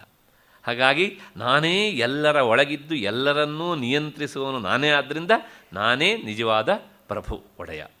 ಆಯಿತು. ಅದಾದಮೇಲೆ ನಾನೇ ಸಾಕ್ಷಿ. ಈ ಸಾಕ್ಷಿ ಅಂದ ತಕ್ಷಣ ಹಾಗೆ ಮತ್ತು ಪುನಃ ನಮಗೆ ತಕ್ಷಣ ಕೋರ್ಟ್ನ ನೆನಪು ಬರ್ತದೆ. ಸಾಕ್ಷಿ ಹೇಳೋರು ಯಾರು ಅಂತ. ಒಂದು ಕೇಸು, ಒಂದು ಜಡ್ಜು, ಒಂದು ವಕೀಲು, ಮತ್ತೊಂದು ಸಾಕ್ಷಿ. ಸಾಕ್ಷಿ ಅನ್ನೋದಕ್ಕೆ ಅರ್ಥ ಯಾವನು ಕಣ್ಣಿನಿಂದ ನೋಡ್ತಾನೋ ಅವನು ಸಾಕ್ಷಿ ಅಷ್ಟೇ. ಆದರೆ ಇವತ್ತು ದುರ್ದೈವ ಅಂದರೆ ಕೋರ್ಟಲ್ಲಿ ನಡೆಯುವಂಥ ಹೇಳುವಂಥ ಸಾಕ್ಷಿಗಳೆಲ್ಲ ಯಾರೂ ನಿಜವಾದ ಸಾಕ್ಷಿಗಳಾಗಿರೋದಿಲ್ಲ.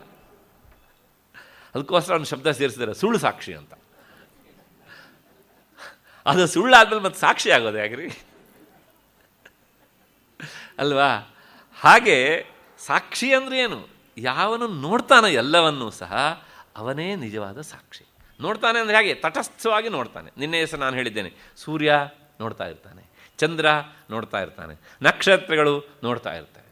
ಹಾಗೆಯೇ ಎಲ್ಲವನ್ನೂ ನೋಡುವವನು, ಈ ಎಲ್ಲ ಬೆಳಗುವ ಅಂದರೆ ಚೇತನ ವಸ್ತುಗಳ ಮೂಲಕ ಎಲ್ಲವನ್ನೂ ನೋಡುವವನು ಯಾರು ಅಂದರೆ ನಾನೇ.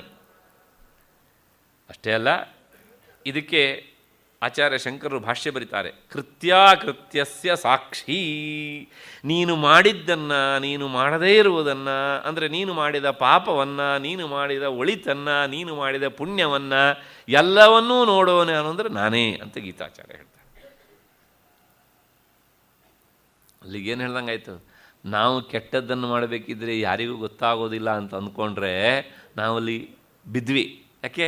ನಾವೇ ನೋಡ್ತಾ ಇರ್ತೇವಲ್ಲ, ಬೇರೆ ಯಾರು ಯಾಕೆ ನೋಡಬೇಕು? ಚೇತನ ಉಂಟು ತಾನೇ ಇಲ್ಲಿ. ಹಾಗಾಗಿ ಸಾಕ್ಷಿ, ಎಲ್ಲವನ್ನೂ ಸಹ ನೋಡುವವನು ನಾನೇ. ಅದಾದಮೇಲೆ ನಿವಾಸ. ನಿವಾಸ ಅಂದರೆ ವಾಸಸ್ಥಾನ, ಆಧಾರ ಅಂತ ಅರ್ಥ. ಎಲ್ಲದಕ್ಕೂ ಸಹ ಆಧಾರವೂ ಸಹ ಅಂದರೆ ಮನೆ. ಮನೆ ನಾನೇ. ಮನೆ ನಮಗೇನು ಕೊಡುತ್ತೆ? ಶೆಲ್ಟರ್, ಆಶ್ರಯ ಕೊಡುತ್ತೆ. ಹಾಗಾಗಿ ಎಲ್ಲದಕ್ಕೂ ಆಶ್ರಯನಾದವನು ನಾನೇ ಅಂತ. ಅಂದರೆ ಏನು ಹೇಳ್ದಂಗಾಯಿತು, ನಾವು ಮಾಡ್ತಾ ಇರೋವಂಥ ಕರ್ಮದ ಹಿಂದೆ, ಪೂಜೆಯ ಹಿಂದೆ, ಉಪಾಸನೆ ಹಿಂದೆ ಎಲ್ಲವೂ ಜಡವೇ ಅಂತಾದರೆ ನಾವು ಮಾಡುವ ಈ ಯಾವ ಪೂಜೆ ಪುನಸ್ಕಾರ ಕರ್ಮಕ್ಕೂ ಸಹ ಅರ್ಥ ಇಲ್ಲ ಅಲ್ವಾ? ಧರ್ಮಕ್ಕಂತೂ ಮೊದಲನೇದಾಗಿ ಅರ್ಥ ಕಳಚಿ ಹೋಗಿಬಿಡ್ತದೆ. ಈ ಎಲ್ಲದರ ಹಿಂದೆ ಒಂದು ಚೈತನ್ಯ ವಸ್ತು ಇದೆ ಅಂದ್ಕೊಂಡಾಗ್ಲೇ, ಅದೇ ನಿಜವಾದ ಆಶ್ರಯ ಅಂತ ಅಂದ್ಕೊಂಡಾಗ್ಲೇ ನಾವು ಮಾಡುವಂಥ ಎಲ್ಲ ಕ್ರಿಯೆಗಳಿಗೂ ಸಹ ಅರ್ಥ ಬರ್ತದೆ. ಹಾಗಾಗಿ ನಾನೇ ನಿವಾಸ. ಮತ್ತು ಶರಣಂ.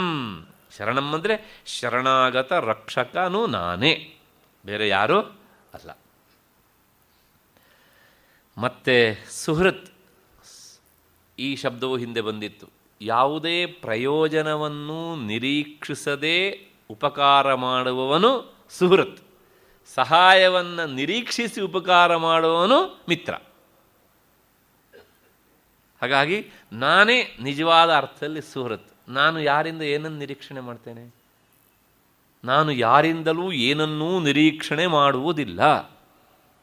ಆದರೂ ಸಹ ನಾನು ಎಲ್ಲರಿಗೂ ಏನೇನು ಬೇಕೋ ಅದನ್ನೆಲ್ಲವನ್ನು ನಾನು ಮಾಡ್ತಾ ಇರ್ತೇನೆ. ಹಾಗಾಗಿ ನಾನೇ ಸುಹೃತ್. ಆಯಿತು. ಮತ್ತು ಪ್ರಭವ.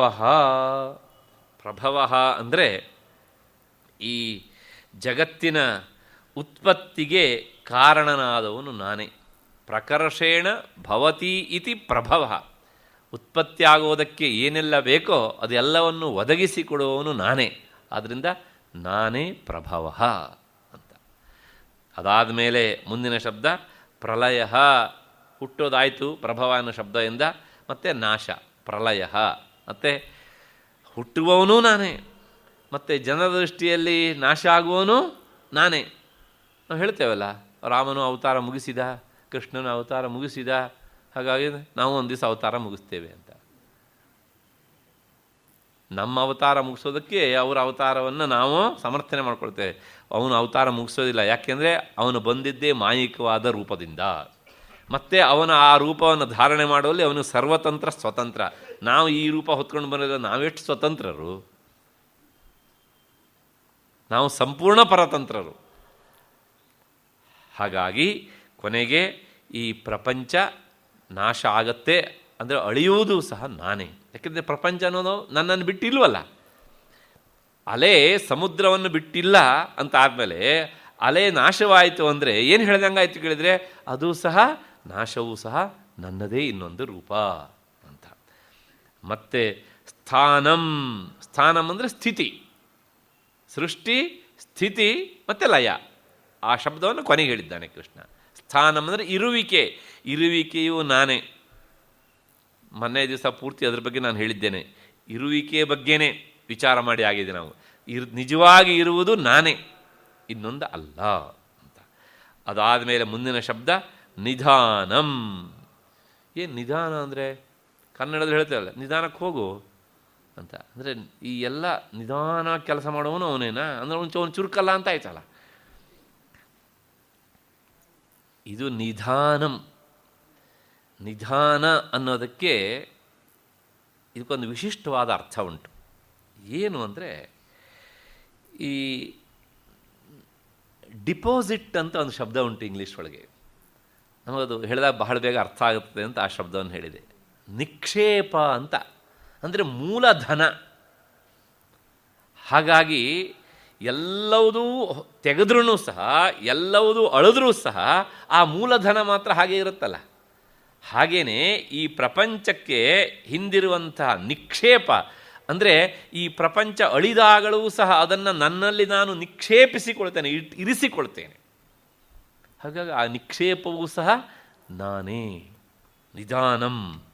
ಅದಾದ ಮೇಲೆ ಬೀಜಂ. ಈ ಪ್ರಪಂಚ ಹುಟ್ಟೋದಕ್ಕೆ ಬೇಕಾದಂಥ ಬೀಜವೂ ನಾನೇ. ಮತ್ತು ಮುಂದಿನ ಶಬ್ದ ಅವ್ಯಯಂ. ನಾಶರಹಿತನಾದವನೂ ನಾನೇ. ಮಿಕ್ಕೆಲ್ಲವೂ ಸಹ ನಾಶ ಆಗತ್ತೆ ಅಲ್ಲ. ಇಲ್ಲಿ ಸೃಷ್ಟಿ ಸ್ಥಿತಿ ಲಯ ಇದೆಲ್ಲ ಸೃಷ್ಟಿ ಅದು ವಿಕಾರ, ಮತ್ತು ಸ್ಥಿತಿಯೂ ಒಂದು ದೃಷ್ಟಿಯಲ್ಲಿ ವಿಕಾರ, ಪ್ರಳಯವೂ ಒಂದು ದೃಷ್ಟಿಯಲ್ಲಿ ವಿಕಾರ. ಇದೆಲ್ಲ ವಿಕಾರವನ್ನೇ ಹೇಳಿ ವಿಕಾರ ಆಗುವುದೂ ನಾನೇ, ವಿಕಾರ ಆಗದೇ ಇರುವವನೂ ನಾನೇ ಅಂತ ಹೇಳ್ತಿದ್ದಾನಲ್ರಿ. ಏನು ರೀ ಇದು? ಹೌದಲ್ಲ, ವಿಚಾರ ಮಾಡಿ. ಪ್ರಪಂಚದಲ್ಲಿ ಒಂದೇ ವಸ್ತು ಇರೋದು ಅಂತ ಆದಮೇಲೆ ಆ ಎಲ್ಲ ರೂಪಗಳು ಅದರೊಳಗೆ ತಾನೇ ತೋರಬೇಕು. ಹಾಗಾಗಿ ನನ್ನಲ್ಲಿಯೇ ಸೃಷ್ಟಿ, ನನ್ನಲ್ಲಿಯೇ ಸ್ಥಿತಿ, ನನ್ನಲ್ಲಿಯೇ ಲಯ, ಕೊನೆಗೆ ನಾನು ಹೇಗಿರ್ತೀನಿ ಕೇಳಿದರೆ ಅವ್ಯಯಂ, ನಾಶರಹಿತವಾಗಿ ಇರ್ತೇನೆ. ನಾನೇ ಎಲ್ಲದಕ್ಕೂ ಆಧಾರ ಎನ್ನುವಂತಹ ಮಾತನ್ನು ಕೃಷ್ಣ ಈ ಶ್ಲೋಕದಲ್ಲಿ ತಿಳಿಸಿಕೊಟ್ಟ. ಇಲ್ಲಿಗೆ 12 ಹೊತ್ತು 22, 22 ಮತ್ತು 8 30 ವಸ್ತುಗಳನ್ನು ಕೃಷ್ಣ ಇಲ್ಲಿ ನಮಗೆ ಪರಿಚಯಿಸಿ ಈ ಎಲ್ಲ ವಸ್ತುಗಳಲ್ಲೂ ಸಹ ಇರುವವನು ನಾನೇ ಅಂತ ತನ್ನ ವಿಶ್ವರೂಪವನ್ನು ಪ್ರಕಟಪಡಿಸಿದ. ಅದರ ಜೊತೆಗೆ ಮತ್ತೆ 19ನೇ ಶ್ಲೋಕ. ಈ 19ನೇ ಶ್ಲೋಕದೊಂದಿಗೆ ಅವನ ವಿಶ್ವರೂಪ ವರ್ಣನೆ ಮುಗೀತದೆ. ತಪಾಮ್ಯಹಮಹಂ ವರುಷಂ ನಿಗೃಹ್ಣಾಮಿ ಉತ್ಸೃಜಾಮಿ ಚ ಅಮೃತಂ ಚೈವ ಮೃತ್ಯುಶ್ಚ ಸದಸಚ್ಚಾಹಮರ್ಜುನ. ಅರ್ಜುನ, ನಾನು ಈ ಸೂರ್ಯನಾಗಿ ತಾಪವನ್ನು ಉಂಟು ಮಾಡ್ತೇನೆ, ಮತ್ತು ನಾನು ಮಳೆಯನ್ನು ಸುರಿಸ್ತೇನೆ, ಮತ್ತು ಮಳೆಯನ್ನು ನಿಗ್ರಹಿಸ್ತೇನೆ, ಮತ್ತು ಅಮೃತವಾಗಿದ್ದವನು ನಾನೇ, ಮತ್ತು ಮೃತ್ಯುವಾಗಿದ್ದವನು ನಾನೇ, ಸತ್ತು ನಾನೇ, ಅಸತ್ತು ನಾನೇ. ಇದಿಷ್ಟು ಈ ಶ್ಲೋಕದ ಅರ್ಥ. ಏನು ಹೀಗಂದರೆ ನೋಡಿ, ತಪಾಮ್ಯಹಂ ಅಂತ, ಅಹಂ ತಪಾಮಿ, ನಾನು ತಾಪವನ್ನು ಉಂಟು ಮಾಡ್ತೇನೆ. ಯಾವ ರೂಪದಲ್ಲಿ ಇದ್ದು ತಾಪವನ್ನು ಉಂಟು ಮಾಡ್ತೇನೆ? ಆದಿತ್ಯನ ಅಂದರೆ ಸೂರ್ಯನ ರೂಪದಲ್ಲಿ ಇದ್ದು ನಾನು ತಾಪವನ್ನು ಉಂಟು ಮಾಡ್ತೇನೆ. ಇದರ ಹೆಚ್ಚಿನ ವಿವರಣೆಲ್ಲ ಮುಂದೆ ಬರುತ್ತೆ, ಸದ್ಯಕ್ಕೆ ಇಷ್ಟು ಅರ್ಥ ಸಾಕು. ಅದಾದಮೇಲೆ ಮುಂದಿನ ಶಬ್ದ ಅಹಂ ವರ್ಷಂ ನಿಗೃಹ್ಣಾಮಿ, ನಾನು ಮಳೆಯನ್ನು ಏನು ಮಾಡ್ತೇನೆ ಅಂದರೆ ತಪಾಮ್ಯಹಂ ವರ್ಷಂ ನಿಗೃಹ್ಣಾಮಿ, ಮಳೆಯನ್ನು ನಾನು ಸುರಿಸ್ತೇನೆ, ಅಲ್ಲ ನಿಗ್ರಹಿಸ್ತೇನೆ ಅಂತ. ಅಂದರೆ ಸೂರ್ಯನಲ್ಲಿ ಇದ್ದು ನಾನೇನು ಮಾಡ್ತೇನೆ ಅಂದರೆ ಕಾರ್ತೀಕ ಮಾಸದಿಂದ ಹಿಡಿದು ಕಾರ್ತೀಕ, ಮಾರ್ಗಶೀರ್ಷ, ಪುಷ್ಯ, ಮಾಘ, ಫಾಲ್ಗುಣ, ಚೈತ್ರ, ವೈಶಾಖ, ಜ್ಯೇಷ್ಠ ಈ 8 ತಿಂಗಳಲ್ಲಿ ನಾನು ವರ್ಷಂ ನಿಗೃಹ್ಣಾಮಿ, ಮಳೆಯನ್ನು ಏನು ಮಾಡ್ತೇನೆ? ಸೂರ್ಯನ ಕಿರಣಗಳಿಂದ ಹೀರಿಕೊಳ್ತೇನೆ ಅಂತ. ಅದಾದಮೇಲೆ ಮುಂದಿನ ಶಬ್ದ ಉಂಟು ನೋಡಿ ಅಲ್ಲಿ, ಉತ್ಸೃಜಾಮಿ, ಆಷಾಢ, ಶ್ರಾವಣ, ಭಾದ್ರಪದ, ಆಶ್ವೀಜ ಈ 4 ತಿಂಗಳುಗಳಲ್ಲಿ ಏನು ಮಾಡ್ತೇನೆ ಅಂದರೆ 8 ತಿಂಗಳುಗಳಲ್ಲಿ ಹೀರಿದಂಥ ನೀರನ್ನು ಸೂರ್ಯನ ಕಿರಣಗಳಿಂದ ಏನು ಹೀರಿದ್ನಲ್ಲ ಆ ನೀರನ್ನು ಮತ್ತೆ ಈ 4 ತಿಂಗಳ ನಾನು ಭೂಮಿಗೆ ಸುರಿಸ್ತೇನೆ. ಉತ್ಸೃಜಾಮಿ, ಮಳೆಯಾಗಿ ನಾನು ಬಿಡ್ತೇನೆ. ಮತ್ತು ಮುಂದಿನ ಶಬ್ದ ಉಂಟೋಲಿ ಅಮೃತಂ ಚೈವ, ಅಂದರೆ ದೇವತೆಗಳಿಗೆ ಅಮೃತ ರೂಪನಾದವನು ನಾನೇ. ದೇವತೆಗಳಿಗೆ ಅಮೃತ ತುಂಬ ಇಷ್ಟ. ಕ್ಷೀರಸಾಗರ ಮಥನವನ್ನು ಮಾಡಿ ಮತ್ತು ಅಮೃತವನ್ನು ಪಡೆದು ಕುಡಿದ್ರಲ್ಲ, ಅವರು ಪಾನ ಮಾಡಿದಂಥ ಅಮೃತ ಬೇರೆ ಅಲ್ಲ, ನಾನೇ. ಅದೂ ಸಹ ನಾನೇ. ಅಮೃತ ಅನ್ನೋದಕ್ಕೆ ಇನ್ನೊಂದು ಅರ್ಥ, ಯಾವುದಕ್ಕೆ ಮರಣ ಇಲ್ಲವೋ ಅದು ಅಮೃತ. ಆತ್ಮವಸ್ತುವಿಗೆ ಎಲ್ಲುಂಟು ಮರಣ, ಬ್ರಹ್ಮವಸ್ತುವಿಗೆ ಮರಣ ಇಲ್ಲ. ಹಾಗಾಗಿ ನಿಜವಾದ ಅರ್ಥದಲ್ಲಿ ಅವನೇ ಅಮೃತ. ಹಾಗಿದ್ರೆ ಇವರು ಕುಡಿದಂಥ ಅಮೃತ ಇದು ಹೇಗೆ ಅಮೃತ ಅಂತ ಕೇಳಿದರೆ, ಹೆಚ್ಚು ಕಾಲಾವಸ್ಥಾಯಿ ಆದ್ದರಿಂದ ಅಮೃತ ಅಂತ ಕರೀತಾರೆ. ನಮ್ಮಲ್ಲಿ ಯಾವಾಗಲೂ ಹಾಗೇನೆ. ನಾವೇನು ಮಾಡ್ತೇವೆ ಅಂದರೆ, ತುಂಬ ರುಚಿಯಾಗಿದೆಯಾ, ಅಮೃತ ಅಂದ್ವಿ ನಾವು. ಯಾವುದೇ ಒಂದು ವಸ್ತು ಬಹಳ ಕಾಲ ಇತ್ತಾ, ಅದು ಶಾಶ್ವತ ಅಂದ್ವಿ. ಏನು ಶಾಶ್ವತ ಅಂದರೆ ಏನು? ಪ್ರಳಯ ಪರ್ವಂತೆ ಇರುತ್ತದು ಇಲ್ಲ. ಹಾಗಿದ್ರೆ ಏನು ಶಾಶ್ವತ ಅಂದರೆ ಏನು? ಸ್ವಲ್ಪ ಕಾಲ ಇರುವ ವಸ್ತುವಿಗಿಂತ ಹೆಚ್ಚು ಕಾಲ ಇರುತ್ತೆ ಅಂತ ಅಷ್ಟೇ ಅರ್ಥ ಅದಕ್ಕೆ. ಹಾಗೆ ಅಮೃತ ಅಂದರೆ ನಿಜವಾಗಿಯೂ ಅದು ಮರಣವನ್ನು ದೂರ ಮಾಡುತ್ತೆ ಅಂತಲ್ಲ, ಹೆಚ್ಚು ಕಾಲ ಬದುಕೋದಕ್ಕೆ ಅವಕಾಶ ಮಾಡಿಕೊಡುತ್ತೆ ಅಂತ ಅರ್ಥ. ಆದರೆ ನಿಜವಾದ ಅರ್ಥದಲ್ಲಿ ಅಮೃತ ಯಾರು? ಅವನೇ ನಿಜವಾಗಿಯೂ ಮೃತ, ಅಂದರೆ ಸಾವಿಲ್ಲದೆ ಇರುವವನು ಅಂತ ಅರ್ಥ. ಅದಾದಮೇಲೆ ಮುಂದಿನ ಶಬ್ದ ಉಂಟು ಮೃತ್ಯುಶ್ಚ. ಮೃತ್ಯು ಅಂದರೆ ಮರಣ, ಸಾವು. ಮನುಷ್ಯರಿಗೆ ಬರುವಂಥ ಮರಣವೂ ಸಹ ನಾನೇ ಅಂತ. ಹಾಗಾಗಿ ಅಮೃತವೂ ನಾನೇ, ಮರಣವೂ ನಾನೇ. ಅದಾದಮೇಲೆ ಮುಂದಿನ ಶಬ್ದ ಸತ್ತು ನಾನೇ, ಅಸತ್ತು ನಾನೇ ಅಂತ. ಏನು ಸತ್ತು ನಾನೇ, ಅಸತ್ತು ನಾನೇ ಅಂದರೆ ಇದು ಶಾಸ್ತ್ರದ ಶಬ್ದ. ಮತ್ಪನ ಸತ್ ಮೊನ್ನೆ ದಿವಸ ಬಂದಿತ್ತು.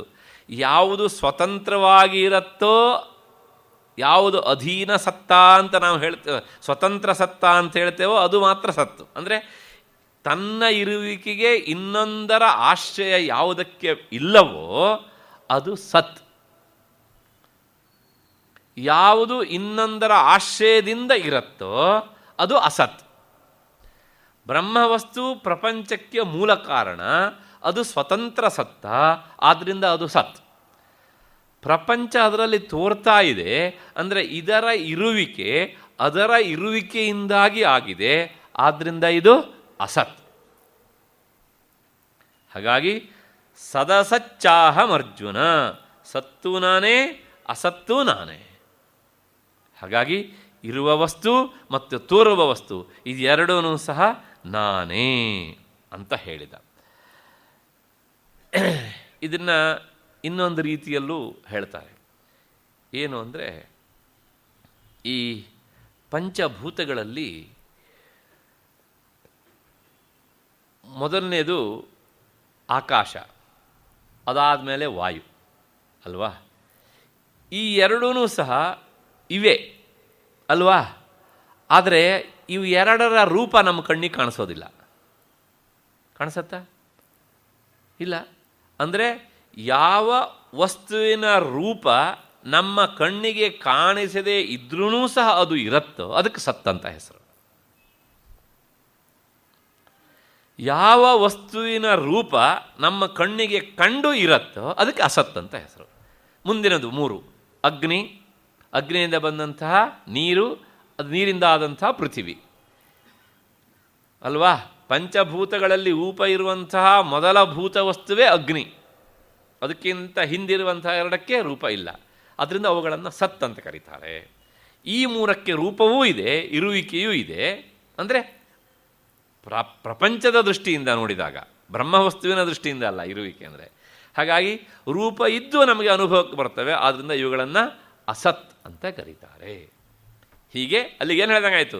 ಈ ಪಂಚಭೂತಗಳಲ್ಲಿರುವವನು ಸಹ ನಾನೇ ಅಂತ ಹೇಳ್ದಂಗಾಯಿತು. ಅಷ್ಟು ಹಿನ್ನೆಲೆಯಲ್ಲಿ ಈ ಶ್ಲೋಕದ ಅರ್ಥ ಆಯಿತು ಅಂತ ಅಂದ್ಕೊಳ್ಳೋಣ. ಇಷ್ಟಾದ ಮೇಲೆ ಈಗ ಅರ್ಜುನ ಪ್ರಶ್ನೆ ಕೇಳಿದ ಮಧ್ಯದಲ್ಲಿ, ಕೃಷ್ಣ, ನಿನ್ನ ಈ ಒಂದು ಎಲ್ಲ ವಸ್ತುಗಳಲ್ಲೂ ನಿನ್ನ ಇರುವಿಕೆ ನನಗೆ ಸಾಮಾನ್ಯವಾಗಿ ಸ್ಥೂಲವಾಗಿ ನನ್ನ ಮನಸ್ಸಿಗೆ ಬಂತು. ಈಗ ಈ ವಿಶ್ವತೋಮುಖ ನೀನು ಅಂದರೆ ಸರ್ವವ್ಯಾಪಕ, ಎಲ್ಲ ವಸ್ತುಗಳಲ್ಲೂ ನೀನಿದ್ದೀ ಅಂತ.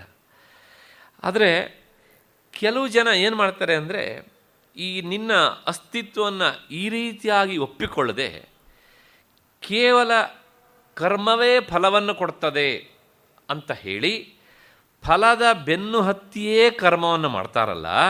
ಅಂದರೆ ಯಾವ್ಯಾವುದೋ ದೇವತೆಗಳನ್ನು ಫಲಕ್ಕಾಗಿ ಇವರು ಪೂಜಿಸ್ತಾರೆ. ಇದರಿಂದ ಅವರಿಗೆ ಎಂಥ ಫಲ ಆಗ್ತದೆ?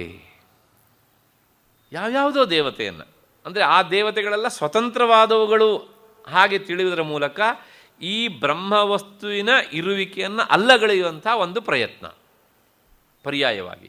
ಇಂಥವರಿಗೆ ಏನು ಫಲ ಆಗ್ತದೆ ಅಂತ ಅರ್ಜುನ ಕೇಳಿದ.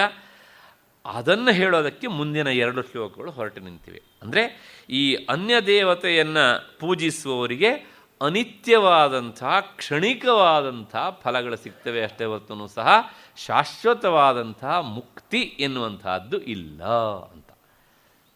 ನಮ್ಮಲ್ಲಿ ಈ ಮೀಮಾಂಸಕರು ಅಂತ ಶಾಸ್ತ್ರಕಾರರಿದ್ದಾರೆ. ಅವರು ವೇದ ಇರುವುದೇ ಕಾಮ್ಯ ಫಲವನ್ನು ಕೊಡುವುದಕ್ಕೆ ಅಂತ ಹೇಳ್ತಾರೆ. ಅಷ್ಟೇ ಅಲ್ಲ, ವೇದದ ಪ್ರತಿಯೊಂದು ವಾಕ್ಯವೂ ಸಹ ವಿಧಿಯನ್ನು ಹೇಳಬೇಕು ಅಥವಾ ನಿಷೇಧವನ್ನು ಹೇಳಬೇಕು. ಇದನ್ನು ನೀನು ಮಾಡಬೇಕು ಅಂತ ಆಜ್ಞೆ ಮಾಡಬೇಕು ಅಥವಾ ಹೀಗೆ ಮಾಡಬಾರ್ದು ಅಂತ ಆಜ್ಞೆ ಮಾಡಬೇಕು. ಹೊರತು ವೇದ ಎನ್ನುವಂಥದ್ದು ಸಿದ್ಧವಾದ ಒಂದು ವಸ್ತುವನ್ನು ಬೋಧಿಸೋದಿಲ್ಲ ಅನ್ನೋದು ಅವ್ರ ವಾದ. ಸಿದ್ಧವಾದ ವಸ್ತು ಅಂದರೆ ಬ್ರಹ್ಮವಸ್ತು, ಬ್ರಹ್ಮವಸ್ತುವನ್ನು ವೇದ ತಿಳಿಸಿಕೊಡೋದಿಲ್ಲ ಅಂತ ಅವರ ಅಭಿಪ್ರಾಯ. ಇದು ಎಲ್ಲಿವರೆಗೆ ನಮ್ಮಲ್ಲಿ ದೃಢವಾಗಿತ್ತು ಅಂತ ಕೇಳಿದರೆ, ಸುಮಾರು 7ನೇ ಶತಮಾನದ ಕೊನೆಯ ಭಾಗದವರೆಗೂ ಇದು ಗಟ್ಟಿಯಾಗಿತ್ತು. ಮುಂದೆ ಆಚಾರ್ಯ ಶಂಕರರು ಇದನ್ನು ಅಲ್ಲಗಳೆದರು. ಉಪನಿಷತ್ತುಗಳಿದ್ದಾವಲ್ಲ, ಅವು ವಿಧಿಯನ್ನೂ ಮಾಡೋದಿಲ್ಲ, ನಿಷೇಧವನ್ನೂ ಮಾಡೋದಿಲ್ಲ. ಅವುಗಳಿಗೆ ಏನು ಅರ್ಥ? ಹಾಗಾಗಿ ವೇದದ ಅಂತಿಮವಾದಂಥ ಭಾಗ ಉಪನಿಷತ್ತು ಏನುಂಟಲ್ಲ, ಅದು ಸಿದ್ಧವಸ್ತುವಾದಂಥ ಬ್ರಹ್ಮವಸ್ತುವನ್ನೇ ಬೋಧಿಸೋದಕ್ಕೋಸ್ಕರ ಹೊರಟಿದೆ. ಹಾಗಾಗಿ ನೀವು ಹೇಳುವ ಹಾಗೆ ವೇದಕ್ಕೆ ಕೇವಲ ಕಾಮ್ಯ ಕರ್ಮ ಫಲವನ್ನು ತಿಳಿಸಿಕೊಡೋದು ಅಥವಾ ಅವುಗಳನ್ನು ಒದಗಿಸಿಕೊಡೋದು ಅಷ್ಟೇ ವೇದದ ಕೆಲಸ ಅಲ್ಲ. ವೇದ ಬ್ರಹ್ಮವಸ್ತುವನ್ನು ಬೋಧಿಸುತ್ತೆ, ಅದು ಸಿದ್ಧವಸ್ತುವನ್ನು ಪ್ರತಿಪಾದನೆ ಮಾಡಲಿಕ್ಕೆ ಹೊರಟು ನಿಂತಿದೆ ಅಂತ ಅವರು ಮುಂದೆ ಸಮರ್ಥನೆ ಮಾಡಿದರು. ಹಾಗಾಗಿ ಏನಾಯಿತು ಕೇಳಿದರೆ, ಉಪನಿಷತ್ತುಗಳ ಅರ್ಥ ಇದು ಅಂತ ಅದಕ್ಕೂ ಮೊದಲು ಇದ್ದದ್ದಿದ್ರೂ ಸಹ ಅದನ್ನು ಸರಿಯಾಗಿ ಪ್ರತಿಪಾದನೆ ಮಾಡುವಂಥ ಒಬ್ಬ ದಾರ್ಶನಿಕನ ಕೊರತೆ ಇತ್ತು ನಮ್ಮ ದೇಶದೊಳಗೆ. ಅದನ್ನು ಆಚಾರ್ಯ ಶಂಕರರು ಮುಂದೆ ಬಂದವರು ಮಾಡಿದರು. ಆ ಸಿದ್ಧ ವಸ್ತುವನ್ನು ವೇದದ ಅಂತಿಮವಾದ ಕೊನೆಯ ಭಾಗ ಉಪನಿಷತ್ತುಗಳು ಬೋಧಿಸ್ತವೆ. ಅಲ್ಲಿಯ ಹೊರಗಿನ ಭಾಗ ಬೇಕಿದ್ದರೆ ಕಾಮ್ಯಕರ್ಮಗಳನ್ನು ಅಥವಾ ನಾವು ಅಪೇಕ್ಷೆ ಪಟ್ಟಂಥ ಇನ್ಯಾವುದೋ ಕರ್ಮವನ್ನು ಅದರ ಫಲವನ್ನು ಪಡೆಯೋದಕ್ಕೆ ಅವು ಬೋಧಿಸ್ತವೆ, ಸಹಕಾರ ಕೊಡ್ತವೆ ಅಂಥೇಳಿ ಅದರ ಬಗ್ಗೆ ಆಕ್ಷೇಪ ಇಲ್ಲ ಅಂತ ಮೀಮಾಂಸಕರ ಬಾಯನ್ನು ಮುಚ್ಚಿಸಿದರು. ಆ ಮೀಮಾಂಸಕರು ಏನು ಹೇಳ್ತಾರೆ ಅನ್ನೋದನ್ನು ಈ 2 ಶ್ಲೋಕದಲ್ಲಿ, ವೇದ ಇರೋದೇ ಕಾಮ್ಯಕರ್ಮಗಳನ್ನು ಮಾಡಿ ಆ ಕಾಮ್ಯಕರ್ಮ ಫಲವನ್ನು ಪಡೆಯೋದಕ್ಕೆ ಅನ್ನೋದು ಮೀಮಾಂಸಕರ ಅಭಿಪ್ರಾಯ. ಕೃಷ್ಣ ಹೇಳ್ತಾನೆ, ಈ ಕಾಮ್ಯಕರ್ಮದ ಫಲವನ್ನೇ ನೆಚ್ಚಿಕೊಂಡು ಮುಂದೆ ಹೋದಾಗ ಅದು ಶಾಶ್ವತವಾದಂಥ ಫಲವನ್ನು ಕೊಡೋದಿಲ್ಲ. ಅದರಿಂದ ಸಿಗುವಂಥ ಫಲ ಕ್ಷಣಿಕ ಫಲ. ನಿನ್ನೆ ದಿವಸ ನಾನು ಹೇಳಿದ್ದೇನೆ, ಆನೆಯ ದೇಹದ ಮೇಲೆ ಕುಳಿತಂತಹ ನರಿಯ ಕಥೆಯನ್ನು ನೆನಪಿಸಿಕೊಳ್ಳಿ. ಅದರಿಂದ ಅನುಕೂಲ ಆಗುವುದಕ್ಕಿಂತ ಅನಾನುಕೂಲ ಆಗುವುದೇ ಹೆಚ್ಚು ಅನ್ನೋದನ್ನು ಆ ಕಾಮ್ಯಕರ್ಮದ ವಿಚಾರವಾಗಿ ಮೀಮಾಂಸಕರು ಏನು ಹೇಳ್ತಾರೆ ಅನ್ನೋದನ್ನು ಕೃಷ್ಣ ಈ 2 ಶ್ಲೋಕಗಳಲ್ಲಿ ತಿಳಿಸಿಕೊಡ್ತಾನೆ. ಅದನ್ನು ಮುಂದಿನ ಅವಧಿಯಲ್ಲಿ ಸೇರಿದಾಗ ನಾವು ನೋಡೋಣ. ಯಾಕೆಂದರೆ ಮತ್ತೊಮ್ಮೆ ಅದು ಶಾಸ್ತ್ರದ ವಿಚಾರ ಏನು ಹೇಳ್ತಾರೆ ಅಂತ, ಉಪನಿಷತ್ತು ಹೇಗೆ ಅದನ್ನು ಅಲ್ಲಗಳೆಯುತ್ತೆ ಅನ್ನೋದನ್ನು ಸಹ ನಾವು ನೋಡಬೇಕು. ಏನಿದ್ರೂ ಸಹ ಕಳೆದ 5 ದಿನಗಳಿಂದ ಈ ಚಿಂತನೆ ನಡೆದದ್ದು ನಿಮ್ಮೆಲ್ಲರ ಸಹಕಾರದಿಂದ. ಈ ಚಿಂತನೆಯ ಕಾರ್ಯಕ್ರಮಕ್ಕೆ ಪ್ರಾಯೋಜಕರಾಗಿ ನಿಂತಹ ಶ್ರೀಮತಿ ಸುಧಾ ಮತ್ತು ಶ್ರೀ ಚಂದ್ರಶೇಖರ ದಂಪತಿಗಳು ಯಾವ ಉದ್ದೇಶದಿಂದ ಈ ಪ್ರಾಯೋಜಕತ್ವವನ್ನು ವಹಿಸಿಕೊಂಡ್ರೋ ಅದನ್ನು ಗೀತಾಚಾರ್ಯನಂಥ ಕೃಷ್ಣ ನೆರವೇರಿಸಿಕೊಡಲಿ ಅಂಥೇಳಿ ನಾನು ಪ್ರಾರ್ಥನೆಯನ್ನು ಮಾಡ್ತೇನೆ. ಅದರ ಜೊತೆಗೆ ಕಳೆದ 5 ದಿನಗಳಿಂದ ನೀವೆಲ್ಲರೂ ಕುಳಿತು ಕೇಳಿದ್ದೀರಿ. ಹಾಗಾಗಿ ನಿಮಗೆಲ್ಲರಿಗೂ ಸಹ ನಾನು ವೈಯಕ್ತಿಕವಾಗಿ ಆತ್ಮೀಯವಾದಂತಹ ಕೃತಜ್ಞತೆಗಳನ್ನು ಸಲ್ಲಿಸ್ತಾ ಇದ್ದೇನೆ. ಮತ್ತು ಈ ಚಿಂತನೆಗೆ ಆಧಾರವಾಗಿ ನಿಂತಹ ಗೋಖಲೆಯ ಸಂಸ್ಥೆಗೆ ಶ್ರೀಯುತ ರಾಮಸ್ವಾಮಿಗಳವರಿಗೆ ಮತ್ತು ಶ್ರೀಯುತ ರಾಮು ಅವರಿಗೆ ನಾನು ವೈಯಕ್ತಿಕವಾಗಿ ಮತ್ತು ನಿಮ್ಮೆಲ್ಲರ ಪರವಾಗಿ ಹಾರ್ದಿಕವಾದಂತಹ ಕೃತಜ್ಞತೆಯನ್ನು ಸಲ್ಲಿಸ್ತಾ ಈ 5 ದಿನಗಳ ನನ್ನೆಲ್ಲ ವಾಕ್ಕುಸುಮಗಳನ್ನೂ ಸಹ ಕುಸುಮಗಳನ್ನು ಗೀತಾಚಾರ್ಯನ ಪದತಲದಲ್ಲಿ ಸಮರ್ಪಿಸಿ ಇನ್ನೊಮ್ಮೆ ನಿಮಗೆಲ್ಲರಿಗೂ ವಂದಿಸ್ತಾ ಇದ್ದೇನೆ. ನಮಸ್ಕಾರ.